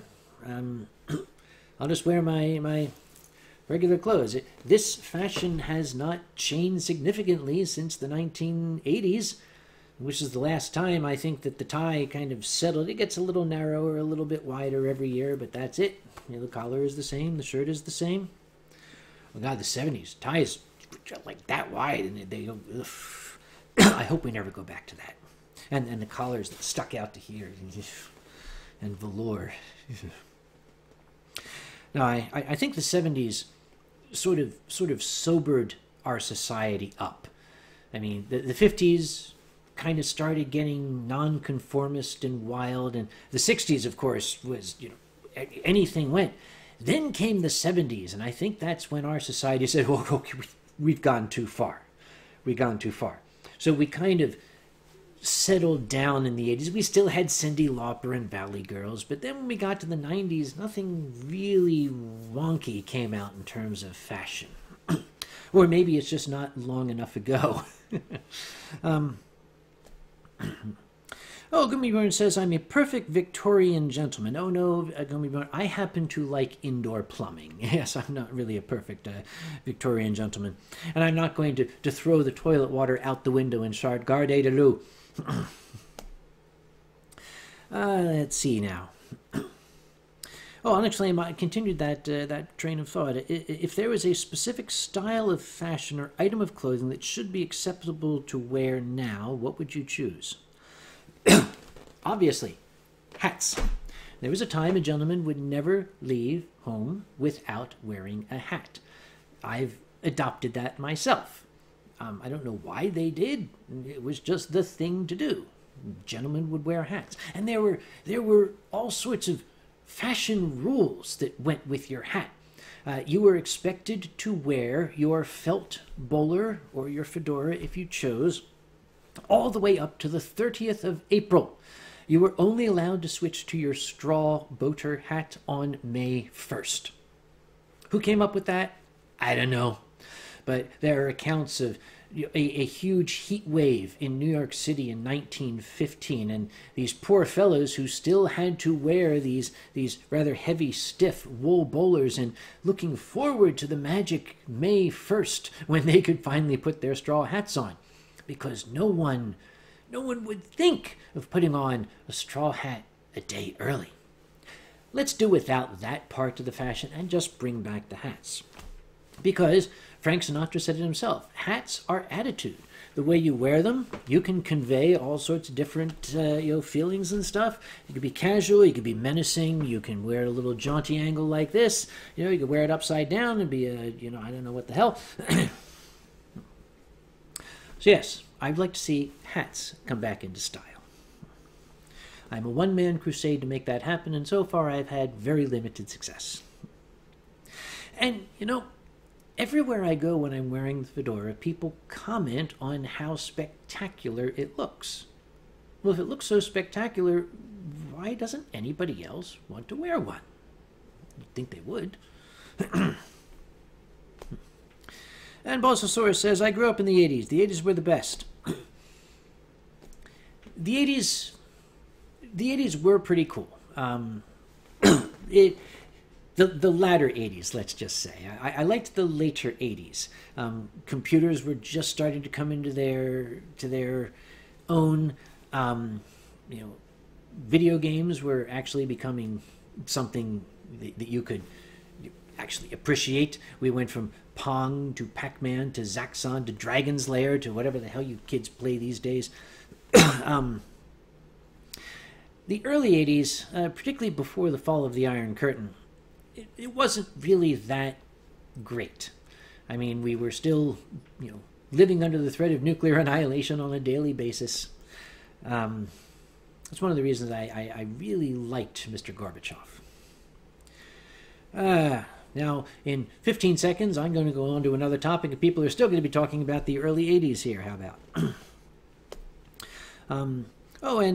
And somebody's inquiring of Ronnie, what is a hyena video? Well, obviously, a hyena video is a video with a hyena in it, often dancing or chewing. Hyenas both dance and chew, as I understand. I've studied this extensively.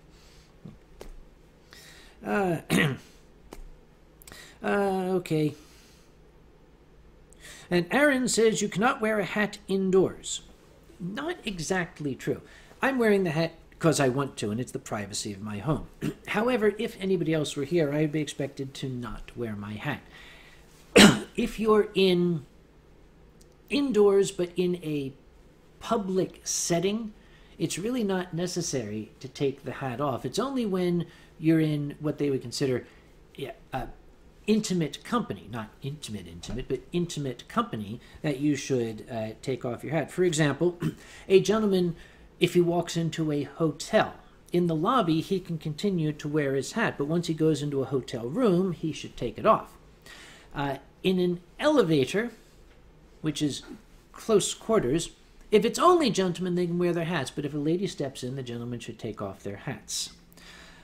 Why? I don't know, but that's a kind of cool rule. I like it, and I abide by it. A gentleman does not need to remove his hat when standing at a bar, but if he then goes and sits down at a table, which is a little closer and it's not quite as public, then the hat comes off. Hat rules. Learn them, live them. Okay. Onyx Flame is asking, any sign of the door spider's offspring? It's a little chilly today. It's, let me see what the temperature is. On the Fahrenheit scale, it's 44, which is, what is that, about 8 or 9 or so degrees in Celsius.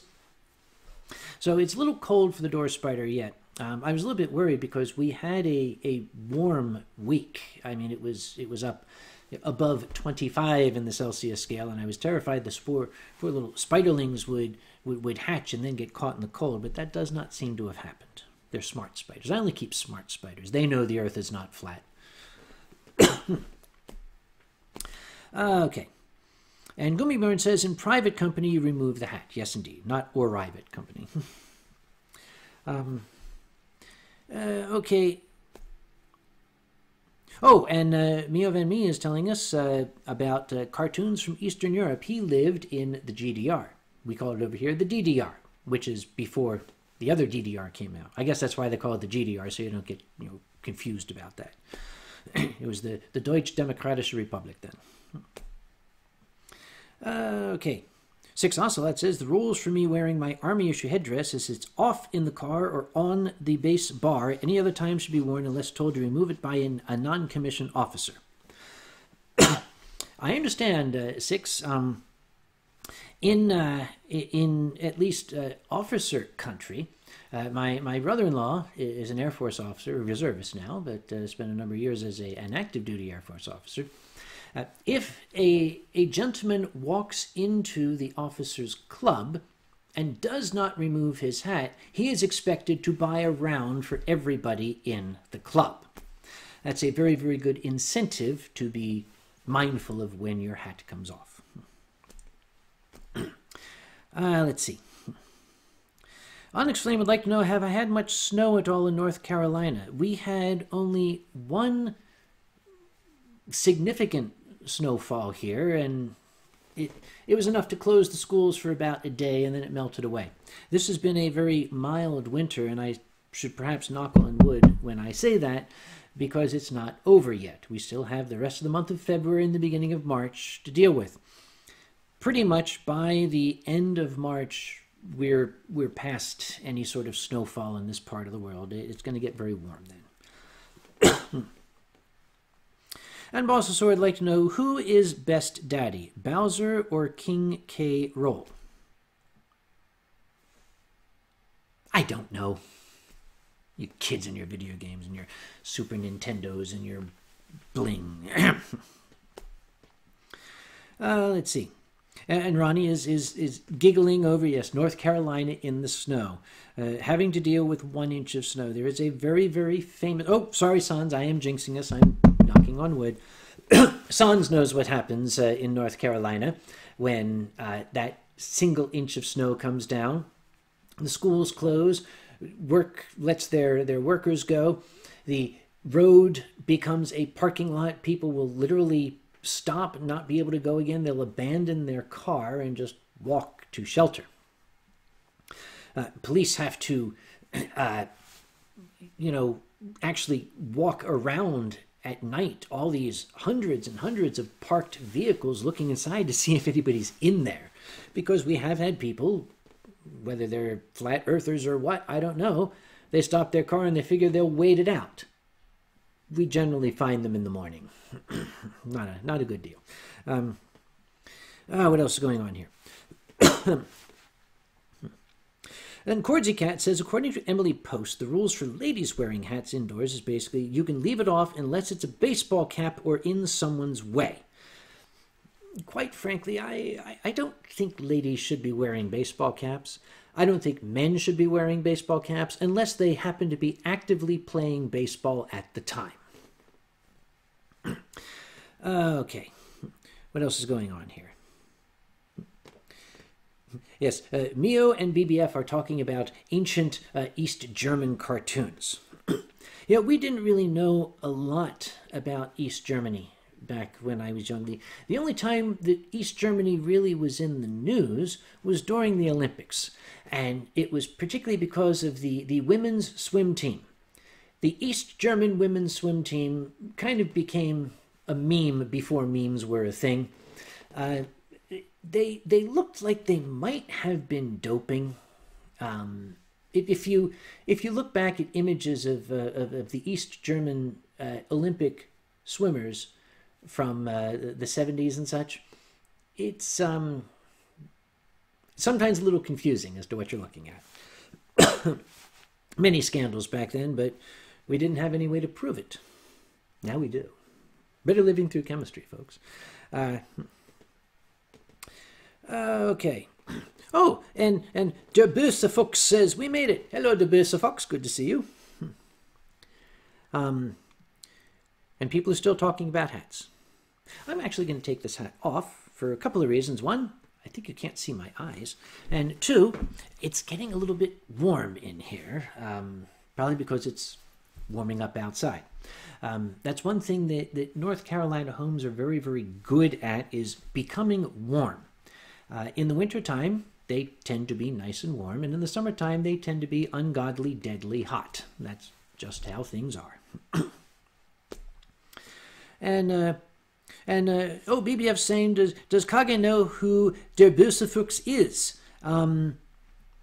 Now I know. Yes, I have figured out who it is. It is my favorite greengrocer fox. Hello. Oh, and I need to know if that particular fox, there was a question over his vehicle. I understand he has a vehicle that was giving him some trouble. I'd like to know, does he intend to keep it, or is it going to have to go? And there's a reason for my asking. Now I'm going to wait the customary 12 to 15 seconds for somebody to actually hear that question, and then about the 15 or 20 seconds it takes for them to type it out, and by then I'll have forgotten what I asked. Let's see. And Tani says, hello, Tani. Ich liebe dich. Hello. Oh, dear. Gummibjorn is warning Mio that he's well on his way to getting caught by EF's staff traps. Yes, Mio, you're talking in a very jolly fashion with BBF, who is like, oh, yes, Mio, we should do this. We should get together and do this. That's how it starts. Be careful. And Gummibjorn says, hello to all the nice Germans looking in. There was schmutz on my screen, and I saw, hello to all the nice Gormans looking in, but I got rid of it. It's okay. I'm going to excuse myself for just a moment. I need to get some water. Yes, I know it's deadly stuff, fish fucking it, but I really need some for some reason. I'll be right back. You can... I know what I'll do. I haven't had this on for some time. Yeah. I'll leave you guys with this.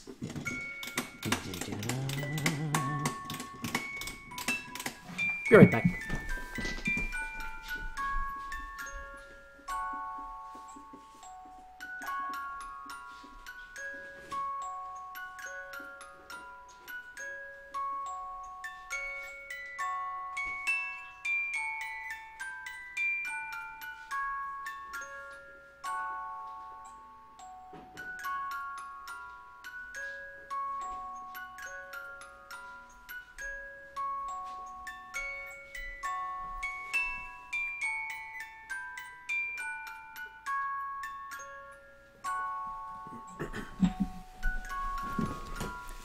Of course, now I'm back, but there's no way to turn the thing off, so we're just going to have to deal with it. There we go.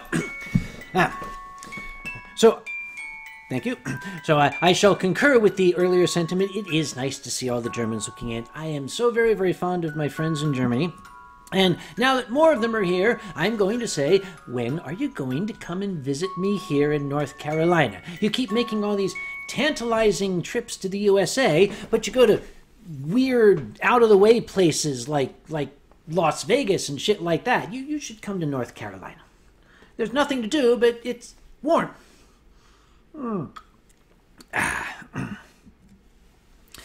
Okay.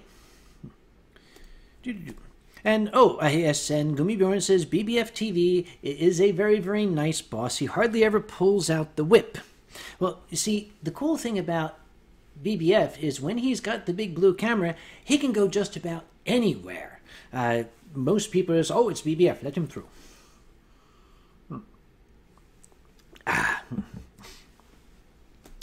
Let's see, what else is going on?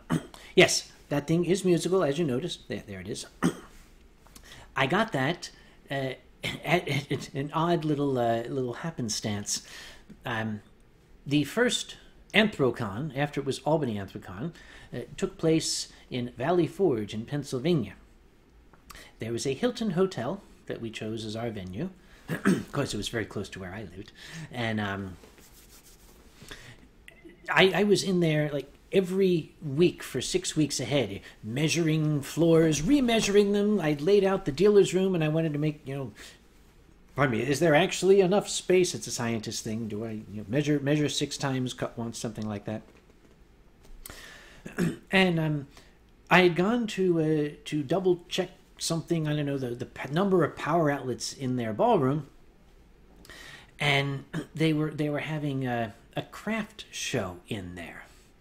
And this was at one of the booths, and it was too perfect. I had to buy it. So I have had it ever since. Okay. Boy, a lot of stuff went past while I was out getting my water.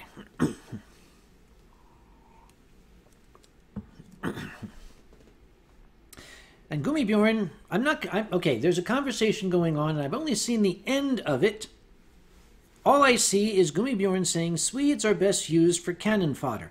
I'm not going to look at the rest of that conversation because I don't want to know.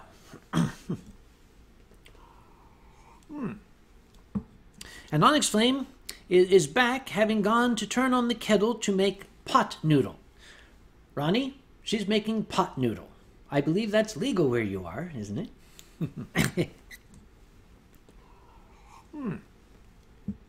And BBF has been inspired to open a beer. Don't you just hate a dry throat? Yes, I do. And again, for people who got here late, no, I'm not drinking alcohol during this stream. I'd like to, but there's some place to go this afternoon. And I should repeat it, so if you've seen this before, now's your chance to go get a drink of water or something yourself. There's a wonderful film out there called They Shall Not Grow Old. A fantastic remastering of old black and white films from World War I. They've been colorized, they've been smoothed out, they've been enhanced. I want to see that. A historian, a storyteller needs to see that. I'm going to be going at 3. And 3 o'clock also, in other parts of the world, is the start of the funeral services for Raving Rendal, a recently and sadly departed patron of mine and of Qianlong. So here's to him.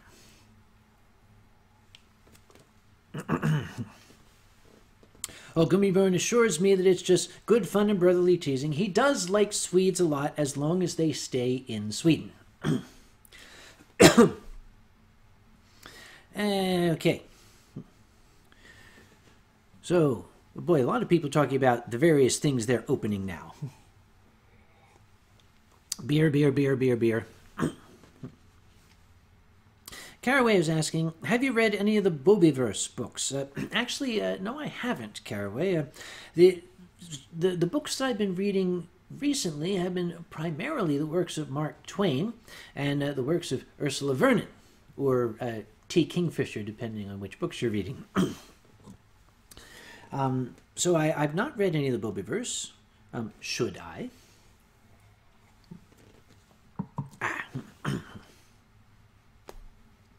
And Mio tells me, yes, just in case anybody didn't know, this outstanding film that I'm going to see has been created by Peter Jackson. Peter Jackson is the man who gave us Lord of the Rings and Meet the Feebles. If you don't know what Meet the Feebles is, you're probably better off. Meet the Feebles, I understand, bankrupted the New Zealand Film Commission. It was 90% of the way completed when he showed the rough copy to the Film Commission, who had bankrolled his project, and they immediately shut down. They just went out of business. They said, no, no, no, no, and no. The rumor is that he had to break into the studio to steal his film back and finish it. So, yes, Meet the Feebles is sort of the Muppet Show taken to its logical conclusion. I won't tell you anything else because it would spoil it. By the way, Peter Jackson also gave us a horror film called Dead Alive. It's a good companion piece to Meet the Feebles. You can watch both of them in an evening, but you have to be very, very drunk or else your eyeballs will melt out of your head.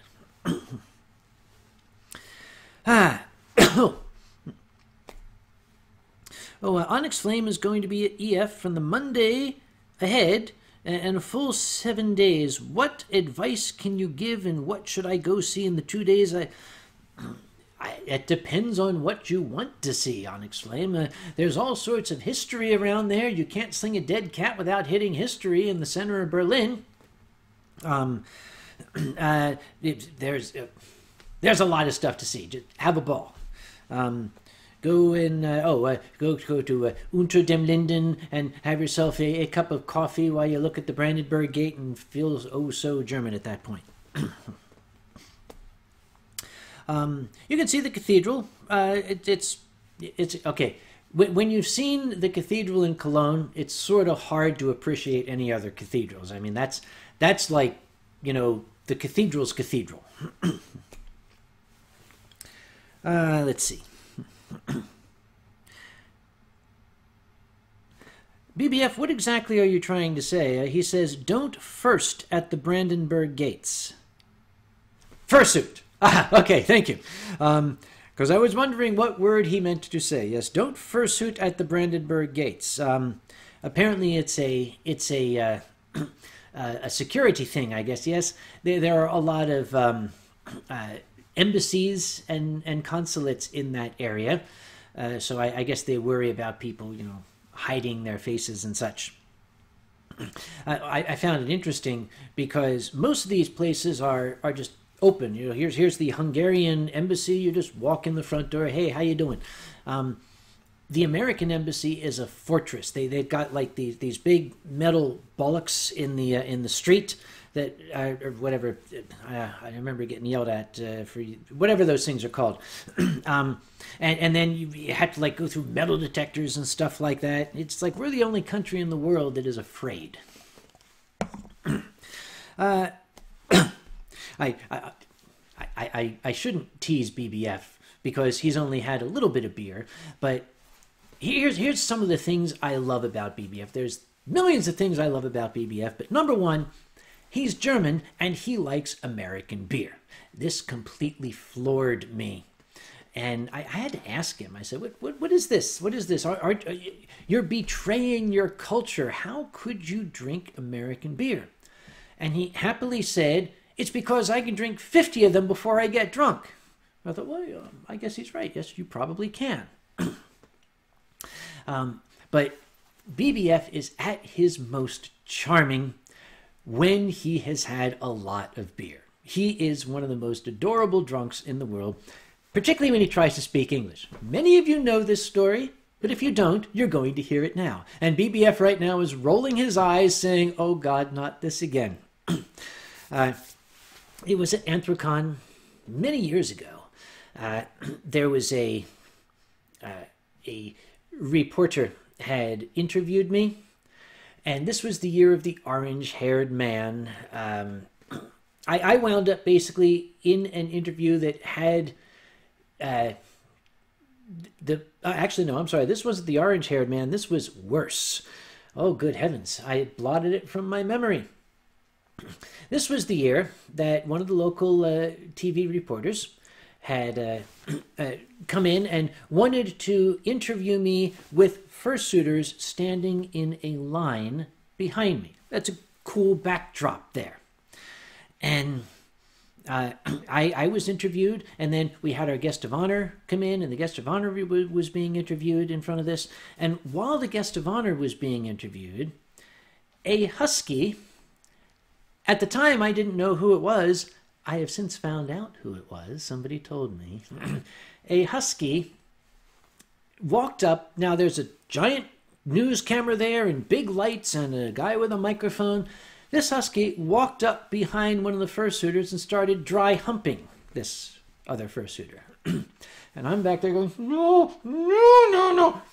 So I'm trying to sneak up behind the line so you can't see me.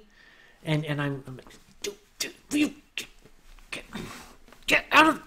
And I reached up, I wound up just grabbing his arm and yanking him away. And I threw him in the direction of a security guy, and I said, get him the hell out of here. And after that, I don't know what happened. You have to be careful when you say that to the door side, because they can be very literal at times. But I was mortified, and when the news came on that evening, the Germans came to my room to keep me from jumping out the window as this news report came on. I'm sitting there chewing my nails, and they're holding me in the chair in case I tried to jump up and crash through the glass. And this is why it is optimal to have a good working relationship with the local media. Because the interview is going on, and it's wonderful, oh, this is great. And you could see the husky come into the frame.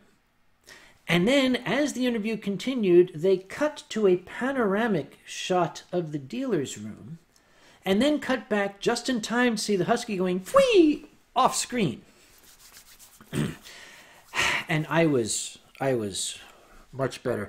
After that, they had once again I was on camera, and BBF, who is a professional cameraman himself, was not at all interested in what was being said. He was fixated on the camera work, and he was critiquing it. Now, he had had about 500 American beers, so he was starting to feel the effects. And when he gets drunk, his English, which is ordinarily absolutely pristine, kind of starts to slip a little. And he was going, oh, this is terrible. Look at this. The lighting is all flat. That cameraman, he should be put against the wall and shot. And the framing is terrible. He's cut off your entire foreskin. And I turned and I looked at him and I said, what? He said, your foreskin, he's cut it off.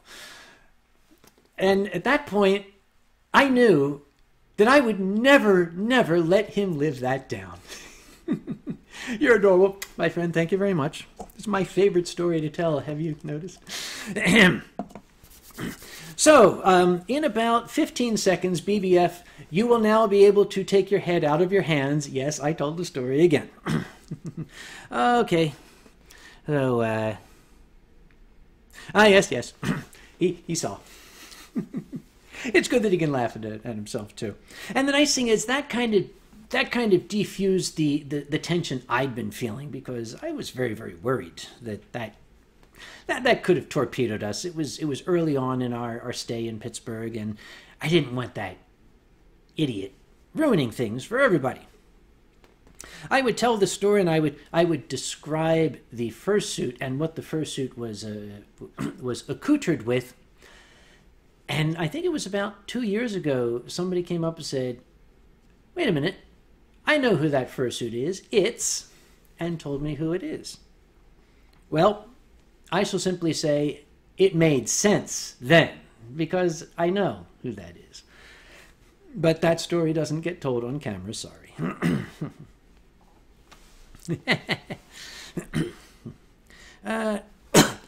And yes, BBF, it's only one out of the 4 stories of yours I was involved in. So far, I've known BBF for more than 20 years, I believe. And only 4 stories? Well, I think the last story you were involved in was about 5 years ago, so we're due for another one. Let's get together and have a drink, shall we? Yep. One of the other stories is the Australian pizza place. BBF was a guest at Convergence in Melbourne, and I'll be right back. This requires a.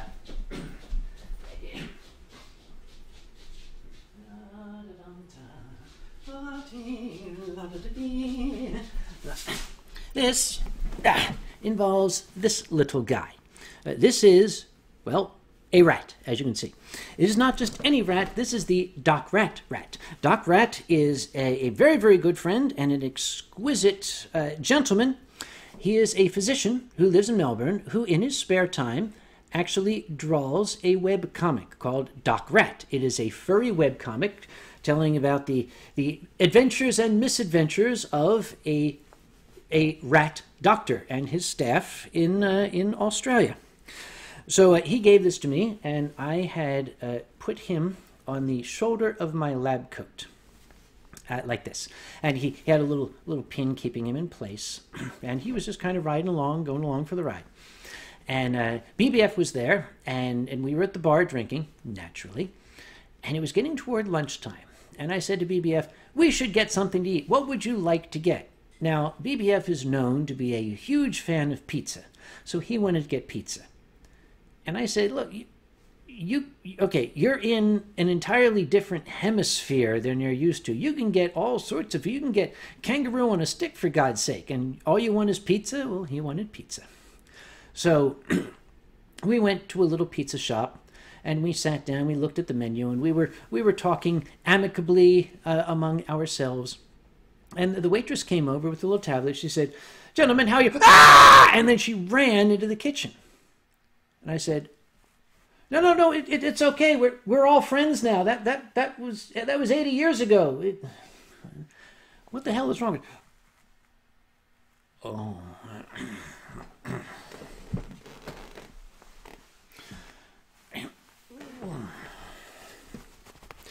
The manager came over, like, what the hell is going on? She just. I'd like pepperoni on mine, if I could, please. Thank you. I don't know what she told the manager, and to this day he probably thinks the poor lady was hallucinating. But that's so. This guy, not only did he get given to me by a dear friend and an incredible celebrity, but he's got his own story.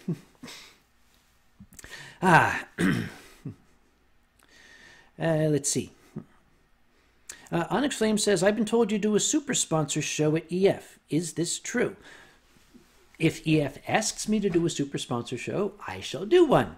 He said, hinting strongly at the German people who are in the channel right now, hopefully listening to this conversation.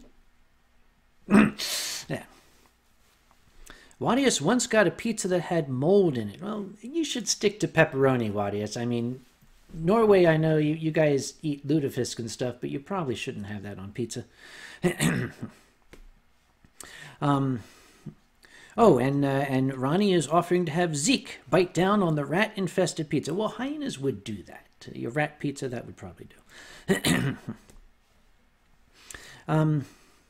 He's saying that BBF should have Zeke in one of his videos. BBF, you should. I think that Zeke would be an excellent subject for one of your videos. He's a hyena, after all. Let's see. And Ronnie mentioned Grandma Kage show. Well, Mom had one single story hour at Eurofurence. I don't know if she'll be doing it again. She said she's already expended all her best stories, so she'd be a little. She's like, oh, what would I talk about now? I don't know. And Well, she should leave the storytelling to me, because it's better if I tell stories about her rather than have her tell stories about me. That's my opinion, and I am welcome to it. Let's see. Let's see. Mio says she had two. No, she had a single show at Eurofurence. Didn't she? I mean, just the one, right? If she had a second show, nobody told me about it. Now I got to wait 12 to 15 seconds to find out the answer to that question. BBF is saying that Zeke should MC the EF fursuit dance competition. And BBF says, it's going to be my last one, so let's finish that chapter with a spectacle. Why indeed would that be your last fursuit dance comp? I demand to know. BBF, reveal your secrets. What's going on here? And Caraway said, was probably a show at one of her private parties. Says, my mom's parties have become rather legendary. They tend to get shut down by security. Yeah. Let's see. And Gumi Yorn said she had a story hour for 2 years. No, she had a single story hour. That's the only one she had, Gumi Bjorn. And I'm sure of that. She didn't have another show. And Wadia says, I take you for dinner at Eurofurence. I pay you in. Well, if you're paying, absolutely, yes. And Ronnie is asking, how many new gray hairs sprouted up after Anthracon's hotel opening? BBF has actually a very, very good answer to that.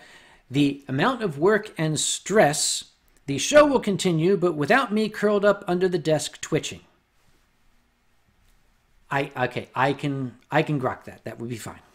So how many new gray hairs sprouted up after Anthracon's hotel opening? Strangely, none. Anthracon's hotel opening this year went remarkably smoothly. Small technical glitch, which we've gotten beat. Our technical glitch was twofold. One, you can do nothing about. Nobody has yet been able to come up with a decent and accurate amount of time left algorithm. You've installed shit on Windows, right? And it says, 33%, 33%, 90% suddenly. When 10,000 people suddenly have a simultaneous connection to this website, having been sitting there mashing reload, the very first thing that happens is they get put into a waiting room. It's a giant queue, and it's taking people in as it can, as it has capacity. The waiting room, I went in myself just to monitor. Pardon me. It started out saying, you are number 753 in line. Your wait time is 47 minutes. And then about 30 seconds later, it said, your wait time is 1 hour. And I was like, okay, this is no good. But the place in line had ducked down to 500 something. And then 30 seconds later, it said, your wait time is 12 minutes. But I had dropped down to number 200, whatever. Then it said, your wait time is 33 minutes, but I was now number 90. I got to number 1. You are number 1 in line, but it stuck there for about 3 minutes before it finally let me in. I sat at number 1. And of course, they have this dire warning, do not refresh your browser because it will start you over again at the end of the line. Fortunately for us, it was only 3 minutes. People would get to the 1%, and then you weren't quite 1 in line. So anywhere from 30 seconds to about 5 minutes, you'd be stuck at 1% before it would let you through. Our web leopard, Giza, was at the time on the phone with the tech support for the company that does our hotel room reservations. And he brought this to their attention. and they were actually able to see it happening live, they said, okay, now we know why it does that. We have identified the problem and we can fix it. So hopefully they're telling the truth and that next year that won't happen. So one, we had a system that worked. And two, and I want to make sure this is not taken the wrong way. We had the advantage of having come shortly after Eurofurrence's opening. Eurofurence suffered a terrible misfortune, unfortunately for the third year in a row. We do not have any control. By we, convention organizers, don't have any control over the hotel rooms. That's entirely up to the hotel and whatever software things, whatever service they use to handle their reservations. And we can't dictate to the hotel, well, you can't use the service that you have a contract with, you have to use something else. Their hands are as tied as we are. That's the one they contracted with, and that's the one they're stuck with. The one that handles Eurofurrence's rooms is apparently not very good. They have 3 years in a row let Eurofurence down, and people, and this bothers the hell out of me, people blame the con. They say, Eurofurence should get their act together. Eurofurence, goddammit, has its act together. The hotel doesn't have its act together. So that's the problem there. Now, one thing that Eurofurence has as a huge advantage is a force to be reckoned with known as Night Fox. Having had this happen 3 years in a row, I suspect they're going to have Night Fox make a phone call to one or two key people, not at the hotel, but at the offices of the company that does the hotel reservations. Night Fox has an uncanny talent for making things happen. It's time. Night Fox, work the magic and have a conversation with somebody. He's very persuasive.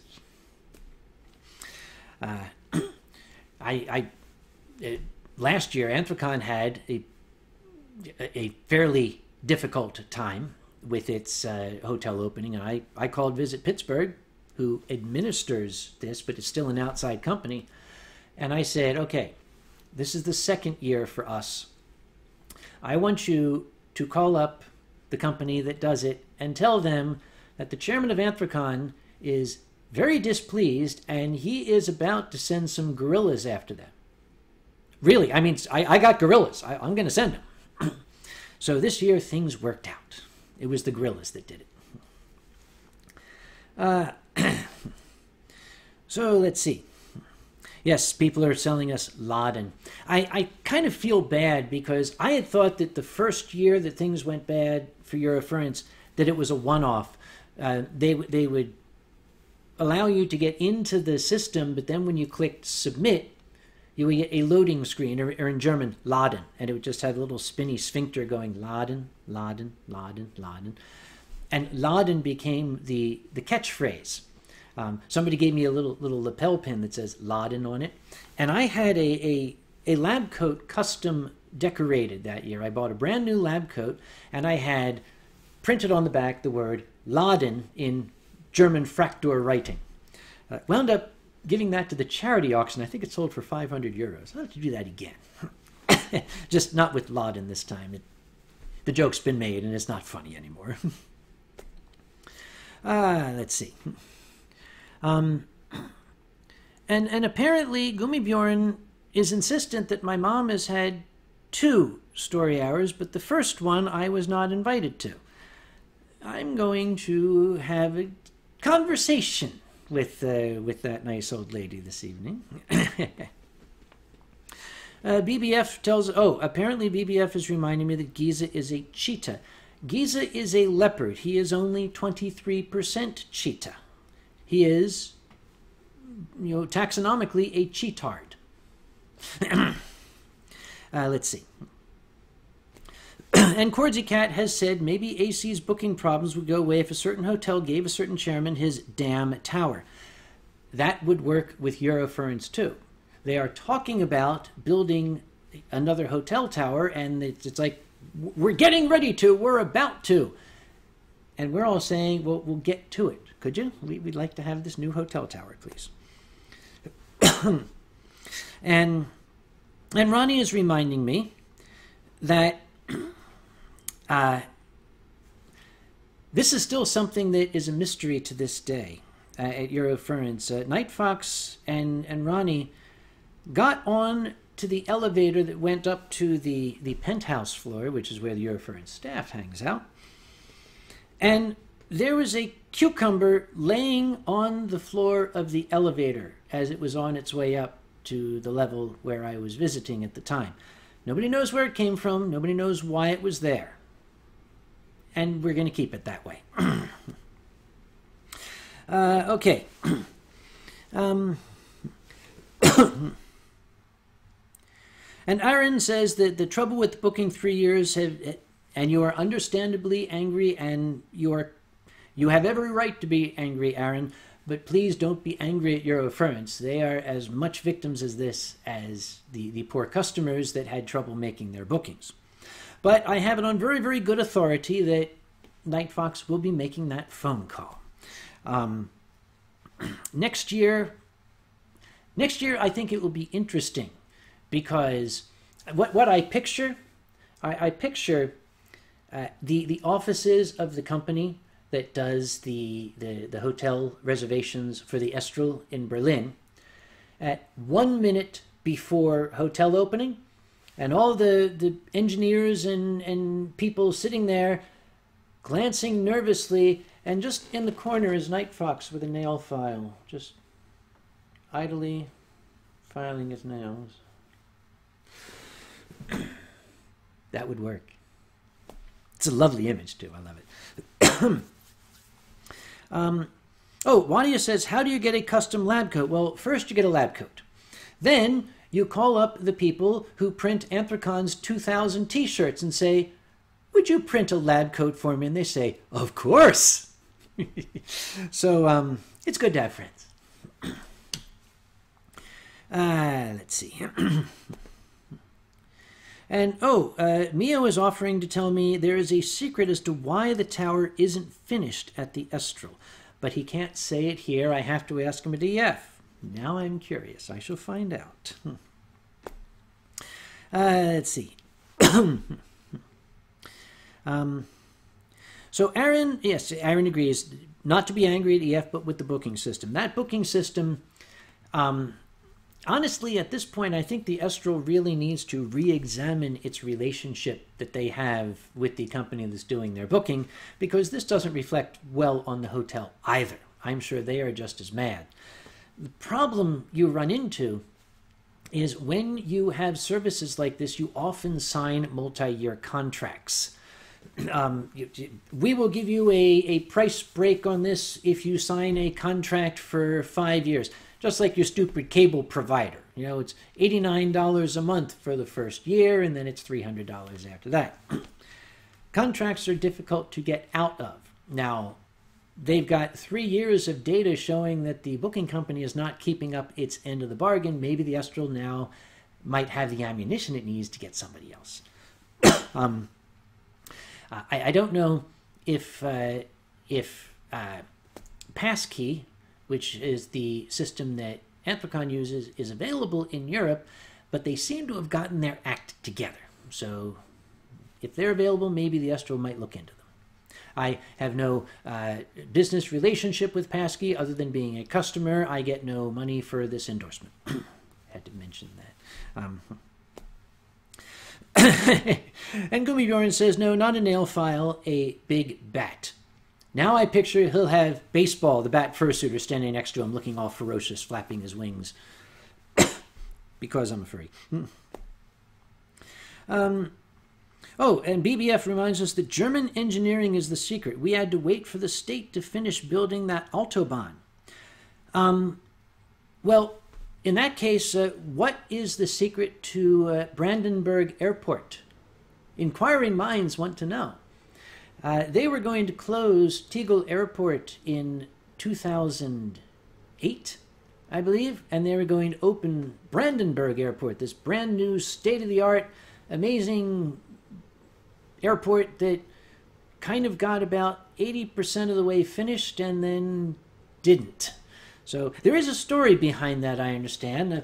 Something about one guy doing all the design work, and then they found out he was both drunk and insane.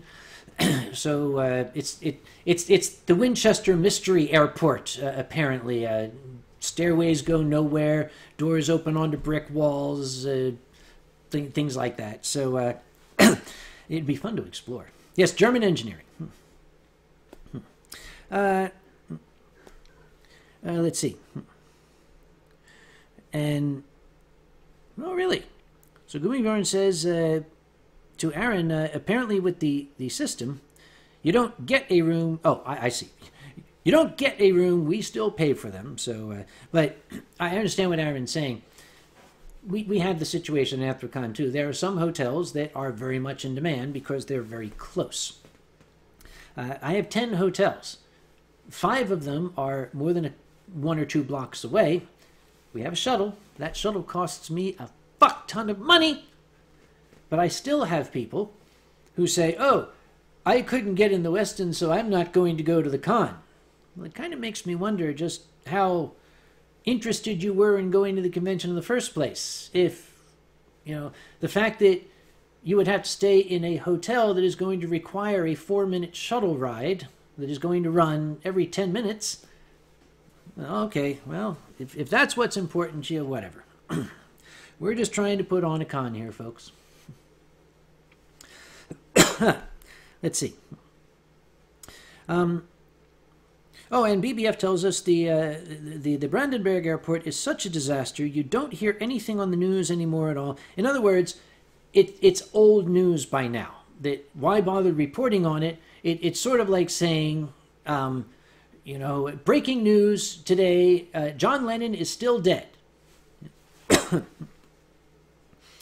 Okay. Oh, Onyx Flame is back. Was ordering takeaways, so you got taken away by the ordering takeaways. Anyway. Yes, when they finish building the other tower at the Estral, at that point, there will be no problems. Eurofurence will have more hotel space than it could possibly ever use. I'll be right back.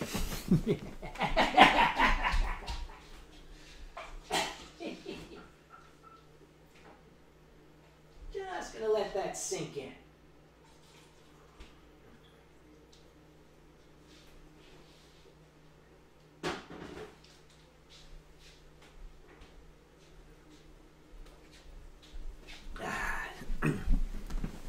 Now, I'm allowed to giggle at that situation because, as many of you know, Anthracon was supposed to have another tower on its hotel.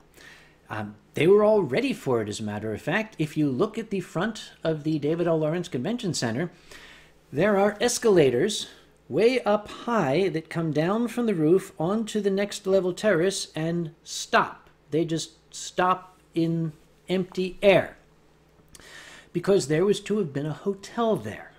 And, there isn't. That hotel tower was supposed to have been completed in 2008. It wasn't. You may have noticed. Funding problems, apparently. The Commonwealth of Pennsylvania was going to pick up a good portion of the bill and help Pittsburgh build this in order to build business. Then there was a change in the government in Harrisburg, which is the capital of Pennsylvania, and that funding went away. So the city was left with blueprints and plans, but all of the money that they were expecting to help them build the tower wasn't there. Every time the lottery surpasses $600 million, I buy a ticket. And that's because I've done the math. After taxes, at $600 million, I would have enough money to build that hotel tower. And here's what I would do. I would get it converted into cash.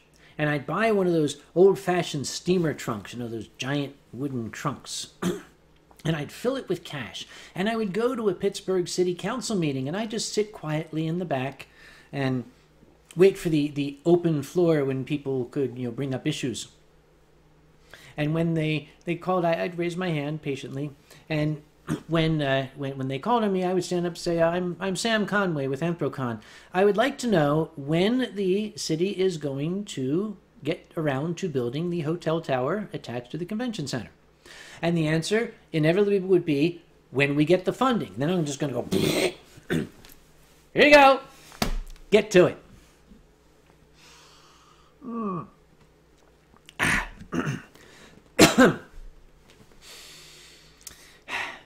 That's my little dream. When this funding fell through, the Westin across the street, which was going to be attached to the convention center, found that it was not attached. So they needed to attach it. So they said, okay, now, this is not a problem. We'll just we'll build a sky bridge from our second floor to the across the street to the convention center, so at least there's some connection. The funny part is they started building the sky bridge, and they built it from the Westin over, and they built it, and they got all the way to the convention center, when apparently somebody from the convention center came up and said, guys, you do realize that we don't have a level there. You're coming right in between the second and third floors. That was a little embarrassing to the engineers. So that's why when you cross that sky bridge, you get to the end, and there are two surplus elevators that I think were taken out of a skyscraper in New York City that was torn down in 1893. They're steam powered. You can still hear the hissing. There's a guy whose job is to stoke coal into a boiler underneath those elevators all day long. That's all he does. They move at the speed of Congress. People have been known to get married, have children, and have the children graduate college before they reached their ride to the top of the elevators. Let's see. Bossasaur, I've been going to AC since 12, have only stayed at the Westin for 3 years. You will not have that problem this year, Bossasaur. I did see to it. We have Hey, EF, pay attention. Anthrocon offers a little thing at its charity auction. I happen to have it right here for this year. At our charity auction, you can bid on essentially a reservation at the Anthrocon pays for it, and it's automatic. You don't have to go through the system. We also make sure it's on an easy floor to get to if the elevators crap out. EF could probably do something like that. I'd be willing to bet the charity would clean up. Now, I saw a comment come by here, a question for the EF folks. Does EF offer advance hotel booking for its super sponsors? Anthrocon started doing that, primarily to take some of the pressure off that opening day and to encourage people to get super sponsorships. Let's see, and I didn't see the answer to that. I should like to know. Well, somebody tell me, does Eurofurence offer advance hotel booking for its super sponsors? Perhaps they should. Now, we have to cap it. We have more super sponsors than the Westin has rooms. So it wouldn't be fair to let super sponsors have all the rooms at the Westin. So yes, it's not guaranteed. We try our best. It's really all we can do. But we do have lots of super sponsors, and many of them do get the rooms that they want. Because if they don't get the Westin, they have an opportunity to get the Courtyard, which is actually our most popular hotel. We've added the AC Hotel, no relation. and the Drury, all of which are within that 1 block radius.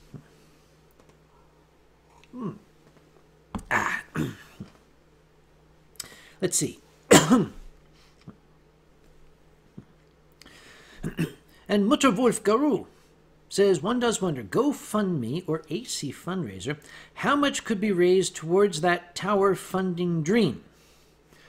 We would need about $175 million just to start.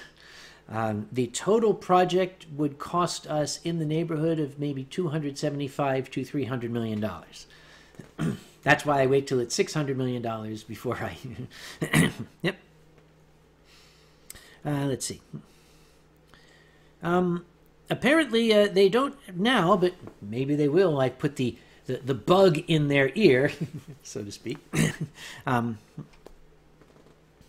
Oh, Furry Trainer has got to go. Well, thank you for coming, dear. Again, I'm sorry I'm streaming at such an odd time, but this really is the only time this month that I actually have free. I'm taking a trip next week. The week after that, I'm going to be at First Squared. The week after that, there's a business meeting that I'm attending. That's all of February right there. In fact, March is tied up except the 25th. I do believe March 25th I'm keeping aside for my next wine stream, so you can mark your calendars now. Somebody tell me if I got the right date. I think it's the 25th. So either the 25th or the 23rd, whatever that last Saturday is.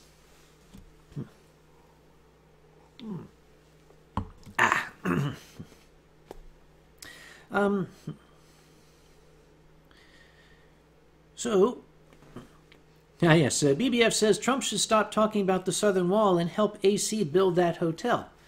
It would be nice if he had an ounce of humanity. I'm sure he'd consider it.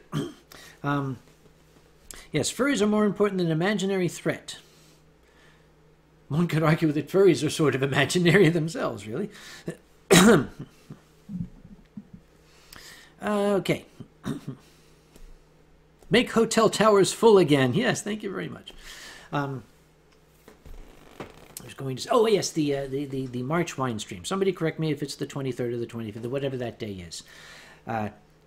Between then, I'm going to be going, I think it is the weekend before that, is Fernal Equinox. That's in Toronto. You have to say it right, Toronto. And I should be going there to stock up on my Tim Hortons coffee. And I do believe they put me on the schedule, so I'll probably be doing 1 or 2 appearance-y type things. I'm looking forward to that. I've been working on my Canadian accent as well. Onyx Flame says, when will you be doing the wine stream in April? I know exactly when that will be. Let's see. Calendar, because that one is already scheduled. And here is why. The April wine stream is going to be April 20th. And that is because I am having a dear friend come to town again. That is going to be the amazing Viking Zilver is going to be here. And the very first thing we're going to do is he's going to scrub my ceiling and get every one of those beer stains off of it because I can't seem to get them all. So that is what we'll be doing on the wine stream. That'll be April 20th. So since I have my calendar out, yes, the March wine stream will be the 23rd. The April wine stream will be the 20th. The May wine stream has not yet been scheduled, but it would likely be the 18th or the 11th, one of those two.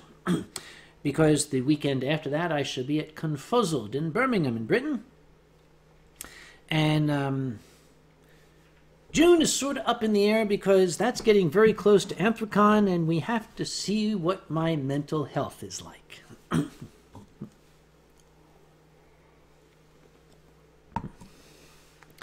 Fossilosaurus says, what country should I move to if November 2020 goes as bad as November 2016? I recommend Germany. They are a civilized nation, as I have said many, many times. And I actually considered applying for refugee status there. I could go over there and ask for political asylum on the basis of being an oppressed minority. If they ask me which one, I'll say intellectual. Ah. uh, so what else is going on? Yes, public service announcement to the Americans. Please vote. You really do need to vote. Yeah, bring your ID. You never know. Yeah, that's all the rage these days. Oh, there's voter fraud. We have to stop it. Well, no, there isn't. There isn't any voter fraud. They've not been able to show there's any voter fraud, but they put all these mechanisms in place to prevent voter fraud as well as to prevent voting.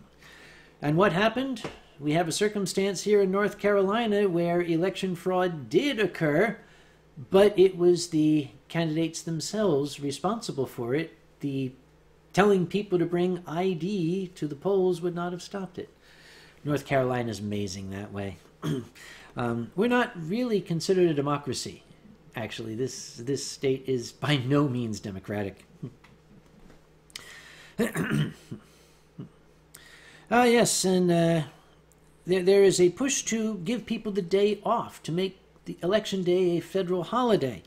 But for some reason, that's bad, because it will allow more people to vote, and that's bad. I'm still having difficulty seeing that particular point of view. I do try to look at both sides of a political argument. It's wrong to jump on one without at least trying to understand the other side's position. But I have yet to fathom how it could be a bad thing for the country to have more people voting. It's a bad thing for particular parties, but not for the country.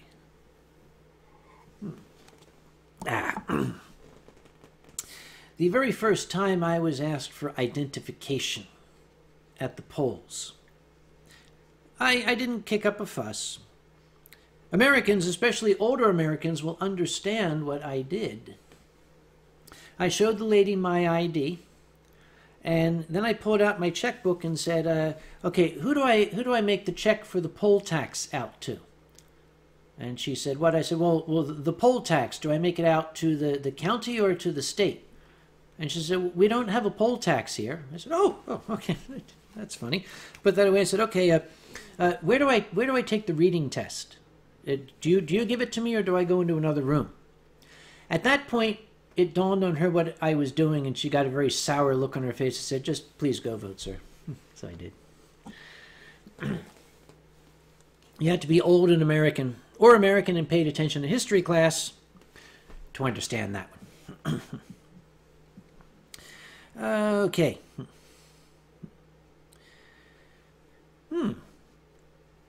Apparently, Election Day in Sweden is on a Sunday. Well, ours, I think by law, is on a Tuesday. It's actually written into the Federal Register somewhere that it has to be on a Tuesday. I don't know why. I don't know why they came up with Tuesday. I do know, however, that in many jurisdictions, it is a law that alcohol sales are banned on Election Day. I know when I lived in Arkansas, you could not buy or sell alcohol on the day of an election. I guess the thought being that they didn't want people going to the polls drunk. That makes sense, I guess. Oh, Maximus Coyotox is here. Just showed up from a Fermi. Well, thank you for taking the time to come see me here, Maximus. Oh, I should do a shout out to the wonderful Patreon patrons, many of whom are here. Those of you who could make it, once again, thank you very much. It's humbling and an honor to me that you took time out this afternoon to watch this craziness that I do. For those who are watching this as a recording on Patreon, hello from the past. Again, you already saw it at the beginning. You can just scroll back if you missed it. So thank you once again. Special thanks to... I never can do this in one breath. I don't know why I try. Zilver the Viking, Furry Trainer, Wadius the Dragon, Tuzzy, Tao, Silvergatamon, Silent Dawn, Sans, Mama T, Kaisis, Dario, Jackal the Circle, Cecilion, Bird of the Scottish Griffin, Akuno, Blackthorn, Yakisoba, Wolfvelt, Ash, Vigil Libra, 2, The Dragon Show, 6, Ocelot, Road Angry Deer, Q, The Dane, Perigo, Mutter Wolf, Merlin Scorch, McLovin Main, Maximus Coyotox, hi again, Martin Spangenberg, Mahogany Pearl, Caraway, Gunzuka, Gamma Ray Wolf, Eru Dwal, Dunkel, Pfot, Drool, Dawn Best, David Hunter, Siku, Caffeinated Bunny, Botunos, Blackfoot Ferret, Bentley Shepherd, Anti-Blue Fox, Angus Lepus, and Onyx Flame. Thank you all very, very much. You are a blessing, and I could not do this without you, because I wouldn't be able to afford this cool microphone. This one. Okay. Oh, and Jackal is going to be raiding Boozy's stream after this on Twitch. Well, I will be wrapping this up in about 25 minutes, so if anybody has any topic of conversation or questions, this is your chance, because at the stroke of 3, I'm going to be shutting this down and going to the movies.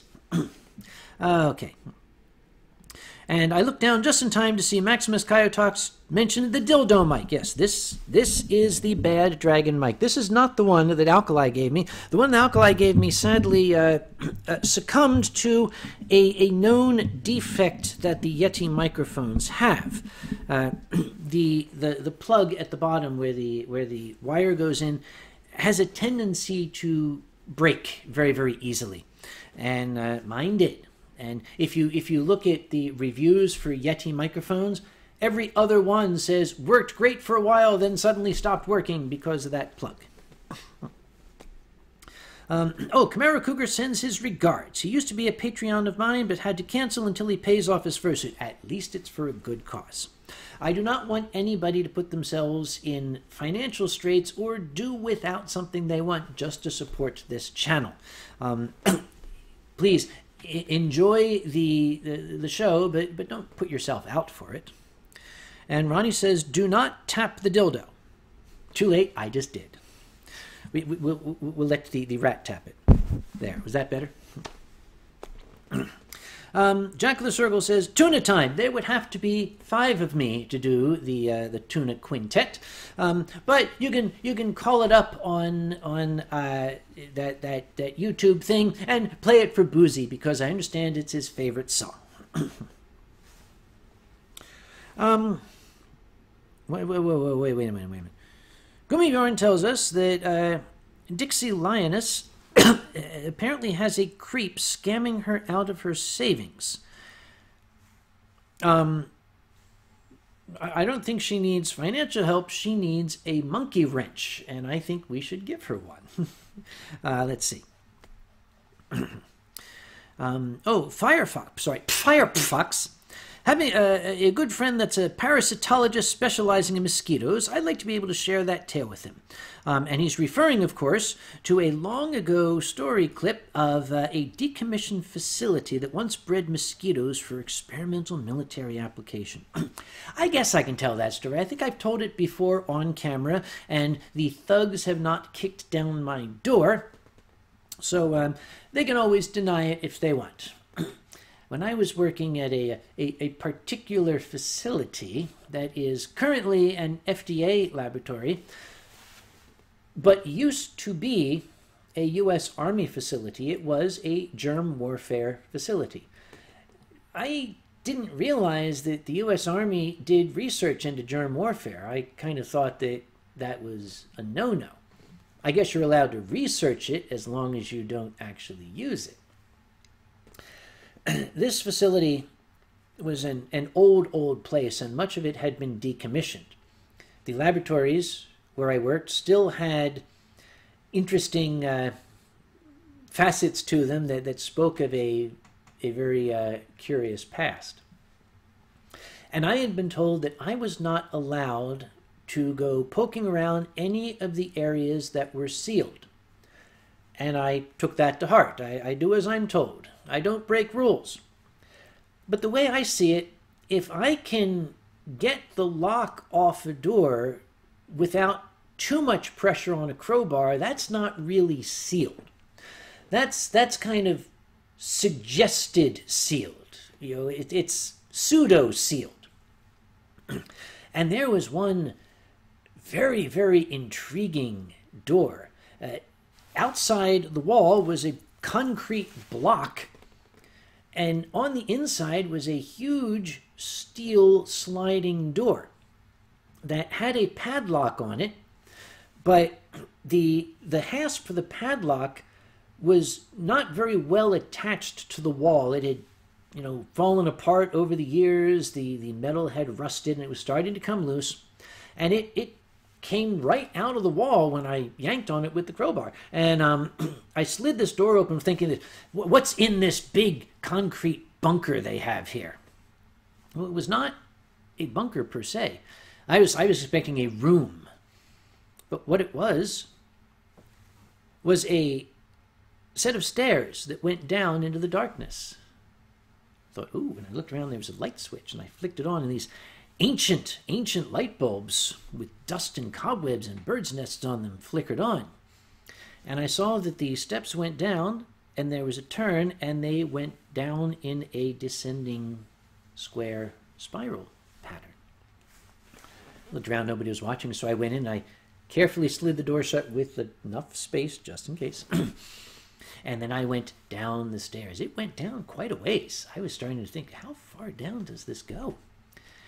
And it eventually ended at a subterranean room, at the end of which was an oval opening, an oval doorway with a big metal door on it that had a rusted arm attached to a gearbox and rotted rubber around the outside. And next to it was a big red button. I know what that is. That is a panic button. You hit that button, that door swings shut, that rubber gasket inflates to seal whatever is in there in. But the door is open. How inviting. So I stepped through, and I was in a little tiny room. There was another door, this one closed, in front of me, and an open one that went off that way. And the room had 2 glass walls and a panel that had little swage lock openings in it where you would plug in an air supply or electricity. I saw another light switch, set of light switches, and I flicked them on. What was on the other side of that glass? Now, this was in the days before cell phone cameras. I really, really wish I'd had one. Because there was a room that was so big, it just stretched into what looked like infinity. And the only thing in it was a long, continuous row of glove boxes. Those boxes you see, plexiglass clear boxes you put your hands in and gloves, and you do stuff inside. It just went on and on and on to a vanishing point. And I turned to the open area. This one was closed. I couldn't get into that room. And I turned to the open corridor, and I went in about 5 feet, and it ended at a brick wall. Okay, that's sealed. That they're serious about. I don't know what's on the other side of that brick wall, but whatever it is, they didn't want it getting out. So I went back upstairs, slid the door closed, kind of pushed the hasp back into the wall. And I went to find old Dwight. He was my boss at the time. Big fat Oklahoman, jolly fella. And he was sitting, puffing on his imaginary cigarette. You see, Dwight was a heavy smoker, but this was a government facility. You weren't allowed to smoke inside. So he would always have an unlit cigarette that he would just kind of chew on, I guess, to pretend he was smoking. And he's sitting there, imaginary smoking his unlit cigarette. And I went and I said, hey, Dwight, I was just talking to one of the old guys at the loading dock, and he told me, and this just sounded crazy, he said that somewhere on this facility there's like an underground laboratory full of glove boxes. Do you know anything about that? And Dwight sat back in his chair, made a creaking noise, chewed on his cigarette, and said, You've been poking around where I told you not to, ain't you? I said,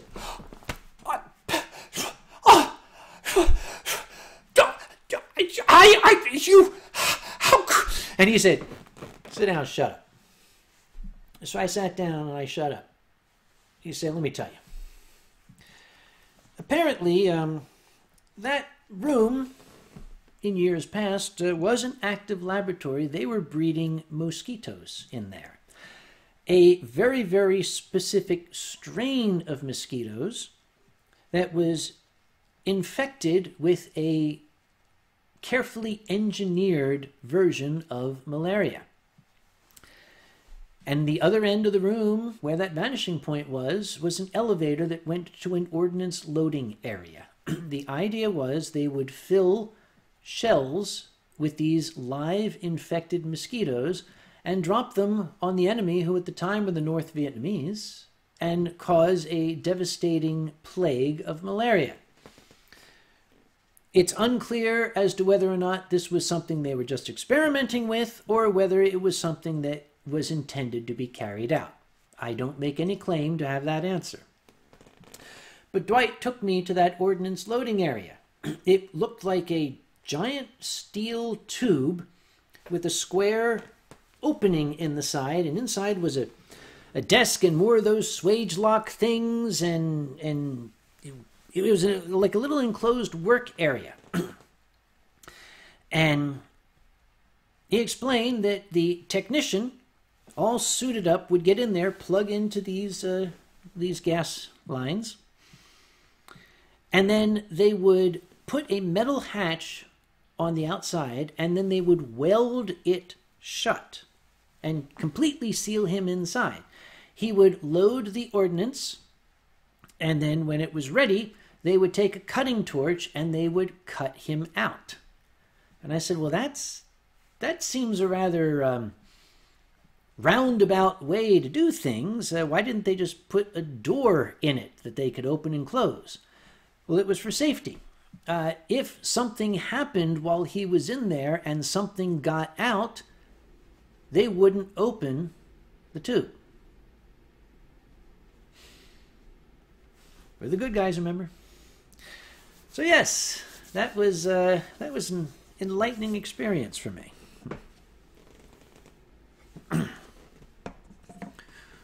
Bossosaur is heading out. Thank you very much, Bossosaur. Thank you for everything. Okay. Maximus says, we've been trying to get Vancouver to invite you as a guest, but they don't listen to me. Obviously, they don't want me there, so, oh well. And BBF says, I can multiply you for tuna time. We'll do that in post. You know, the thing is, he could do that. He could basically make as many of me as he wanted and probably make me do anything he wanted me to on camera, which is why I keep BBF as a very, very good friend and don't ever piss him off. Let's see. Onyx Flame can't go to Birmingham, but if you're nearby, I have no spare time, sadly, when I go to cons. And this year in particular is going to be extremely tight. I've just started that new job. I am back to having 15 paid vacation days a year. Fortunately, the boss is rather cool and is willing to be somewhat flexible, but I don't want to take great advantage of that flexibility, at least not so soon. So there will be no extra days for me when I travel this year. So I'll be in Birmingham. Literally, I'm arriving Friday morning and leaving Tuesday morning. So I am arriving for opening ceremonies, going to sleep the night after closing ceremonies, and flying home before dawn. Okay, let's see.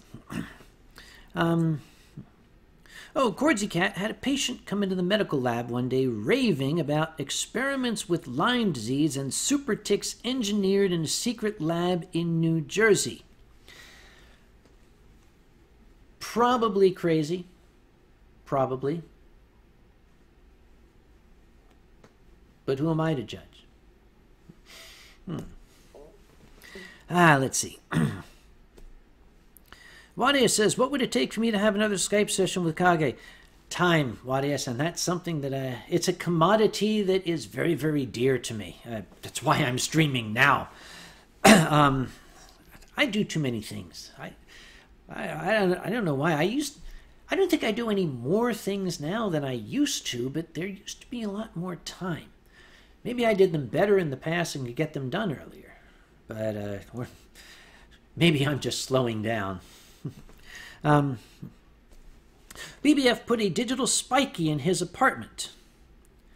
I'm not going to ask what that digital spiky was doing in BBF's apartment. We're going to leave that one to the imagination. Okay. And Onyx Flame once again is saying about a spare day. It's going to be a couple of years. Unless I can get the company to send me over for business. It's a hell of a lot easier to have furry conventions invite me than it is to get the company to send me over for business, because they expect me to work when I'm over there, and they expect me to do something that will give them their money's worth. When furries bring me over, I drink and I talk and I entertain, and that gives them their money's worth. The company's not so much interested in that. They want me to actually make discoveries or learn things.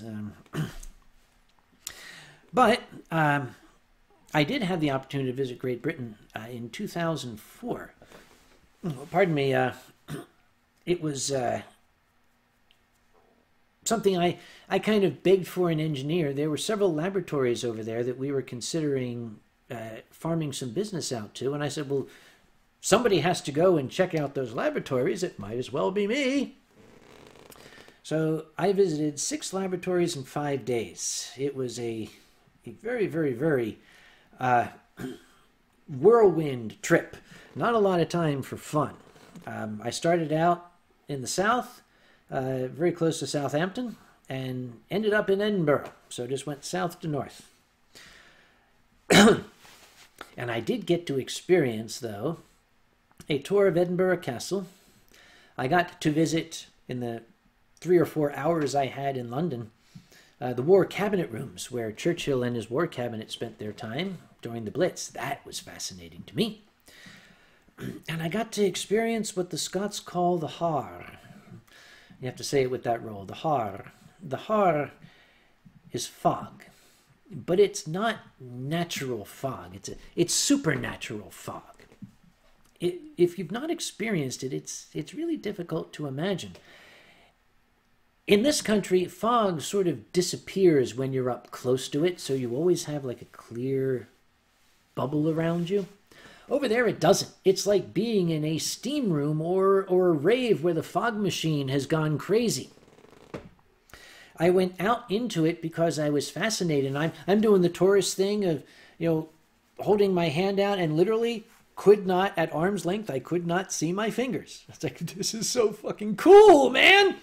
It was lit. The whole place was glowing because of just diffused light from buildings and street lights and things. So it was this pale, eerily glowing mist just clinging to me all around. And after about 3 minutes of being completely fascinated, it occurred to me that I didn't have any idea where I was. I'd gone out and I'd gone down the street, and I wasn't even sure which direction I had gone. And I kind of was feeling my way along the fence that was there, and I came to a building. Now I know why in Scotland they don't have street signs out here. They put the name of the street on the building at eye level because you're groping your way through the fog and you have to get up here to see what the street is. So I found my way back to my street, and quite literally I had to go out to the sidewalk and go from gate to gate, door to door, and walk up to the buildings and look at the number on the building to get back to my hotel. That was cool.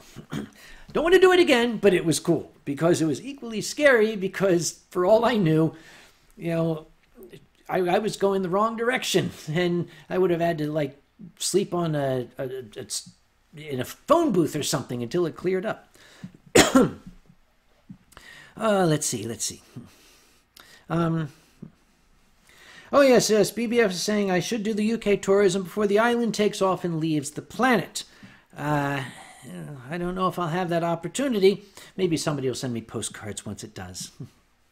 And Six says, don't give the government any ideas. Let's see. Oh, that fog bubble is like monthly payment, says I keep saying Sicilian. I don't know if it's Sicilian or Sicilian. I like Sicilian. We're going to keep it that way. Yes, you can see it and feel it clearly, but then it disappears like Dumbo with V2 rockets mounted on its back. He's talking about that fog bubble I was talking about there. Yep. Let's see. I have Jackal the Circle for 5 more minutes. Well, I'm shutting down in 5 minutes anyway, so let's see. Let's see. Oh, Maximus Kaya Talks is taking extra days off for your reference so I can just experience Berlin. It must be nice to have vacation days. Oh, Firefox, you're very, very welcome for the Mosquito Lab story. I've been curious to hear it properly for 10 years now. Well, I'm often worried about telling it because I'm not sure if it's supposed to be a secret or not. But once again, at least for now, we still have freedom of speech. It's been a long time, so any secret clearance I had has long since worn off. And Gummibjorn says, Caraway, get your bunny butt over here. Careful, Caraway. I think he's telling you what part of you he wants. Let's see. Any last-minute comments in the 4 minutes we have left? I want to thank everybody once again. I say this multiple times for coming by. It really is very, very kind of you, and I'm glad I could spend this time with you, and hopefully it was worth it for you. Really wish I had some alcohol. That would have made it a lot more fun for me, but one must be responsible. When you get to be my age, that's really all you have left. Let's see. And Jackal the Circle says, Merp, which, again, I hope is something nice in Circle. I don't speak the language, but it is fascinating to hear it. It's merps and whistles and squeaks. It's almost like Angel Dragon, but deeper and more guttural. And Maximus Kyotok says, I got to buy you a drink at EF this year. Yes, you do. I agree with that sentiment. And Aaron says it was nice to be able to stay up for a whole stream. I'm glad you could stay for a whole stream, too. You actually get to see the end. The end is pretty much me just saying bye. Although usually the end of the stream, I'm not in a very, very good condition. I don't watch my streams. I never watch them. I especially don't go to the end to watch them. I just don't want to. Now, Wadius says something curious. Don't drink and drive. I don't want you to get another DUI. Well, Wadius, I've never had a DUI because I don't drink and drive. Not sure where you heard that. Let's see. Dark Lurker says, just need some alcohol, too tempting to resist. Well, if you mean the bottle of Dasai 23, or the Diogene that I have in my refrigerator, or this giant Macro Dragon God bottle here, well, if I haven't broken into these yet, then my willpower is strong. And also, Qianlong would pull my limbs off and laugh. So we don't want him doing that, and I like my limbs where they are. Let's see. And Onyx Flame says it's been almost one entire stream without the Singaporean anthem. Oh my god! I have only 2 minutes left. Marikita rakyat Singapura sama sama menuju bahagia cita cita kita yang mulia berdaya Singapura marilah kita bersatu dengan semangat yang baru semua kita bersatu majulah Singapura. Thank you very much. Okay. Got it in. Thank you for reminding me. Oh my God, it wouldn't have been a wine stream without that lovely song. And in about 10 seconds, Dark Lurker is going to be face palming. I'll be able to hear it from here. He does such a wonderful face palm too. He does this. Like you're going to almost hear him saying, dishonor. Okay, let's see. Yeah, oh, Tao can die happy now. Thank you, Tao. You can die. Yes, you can die happy now. Thank you very much. So, We're down to the very, very last minute. This is literally your last chance for last-minute questions and things. But see, the thing is, by the time the questions come across, it's going to be 3 o'clock, and I'll have to shut down. Yes, Dark Lurker gives it the facepalm. Thank you very much, Dark Lurker. It's cute when the claw facepalm does, because it's adorable. It covers his muzzle. So, I guess we're nearly out of time. This has been fun for me. I hope it's been fun for you all. I'll give you the closer that I often give. This is one of the few things I do remember from the end of the streams. It's that quote. Many of you have heard it before, but it's well worth saying many, many times, that I learned from Red Skelton when I was a little boy. When he said at the end of one of his shows, if someday you're not feeling well, you should remember some little thing that I've said or done here today, and if it brings a smile to your face or a chuckle to your heart, then my purpose as a clown has been fulfilled. And I take that to heart, because that's my purpose too, to bring a smile to your face and a chuckle to your heart when you need it. And I hope I've been successful. And there's 3 o'clock. Goodbye, everybody.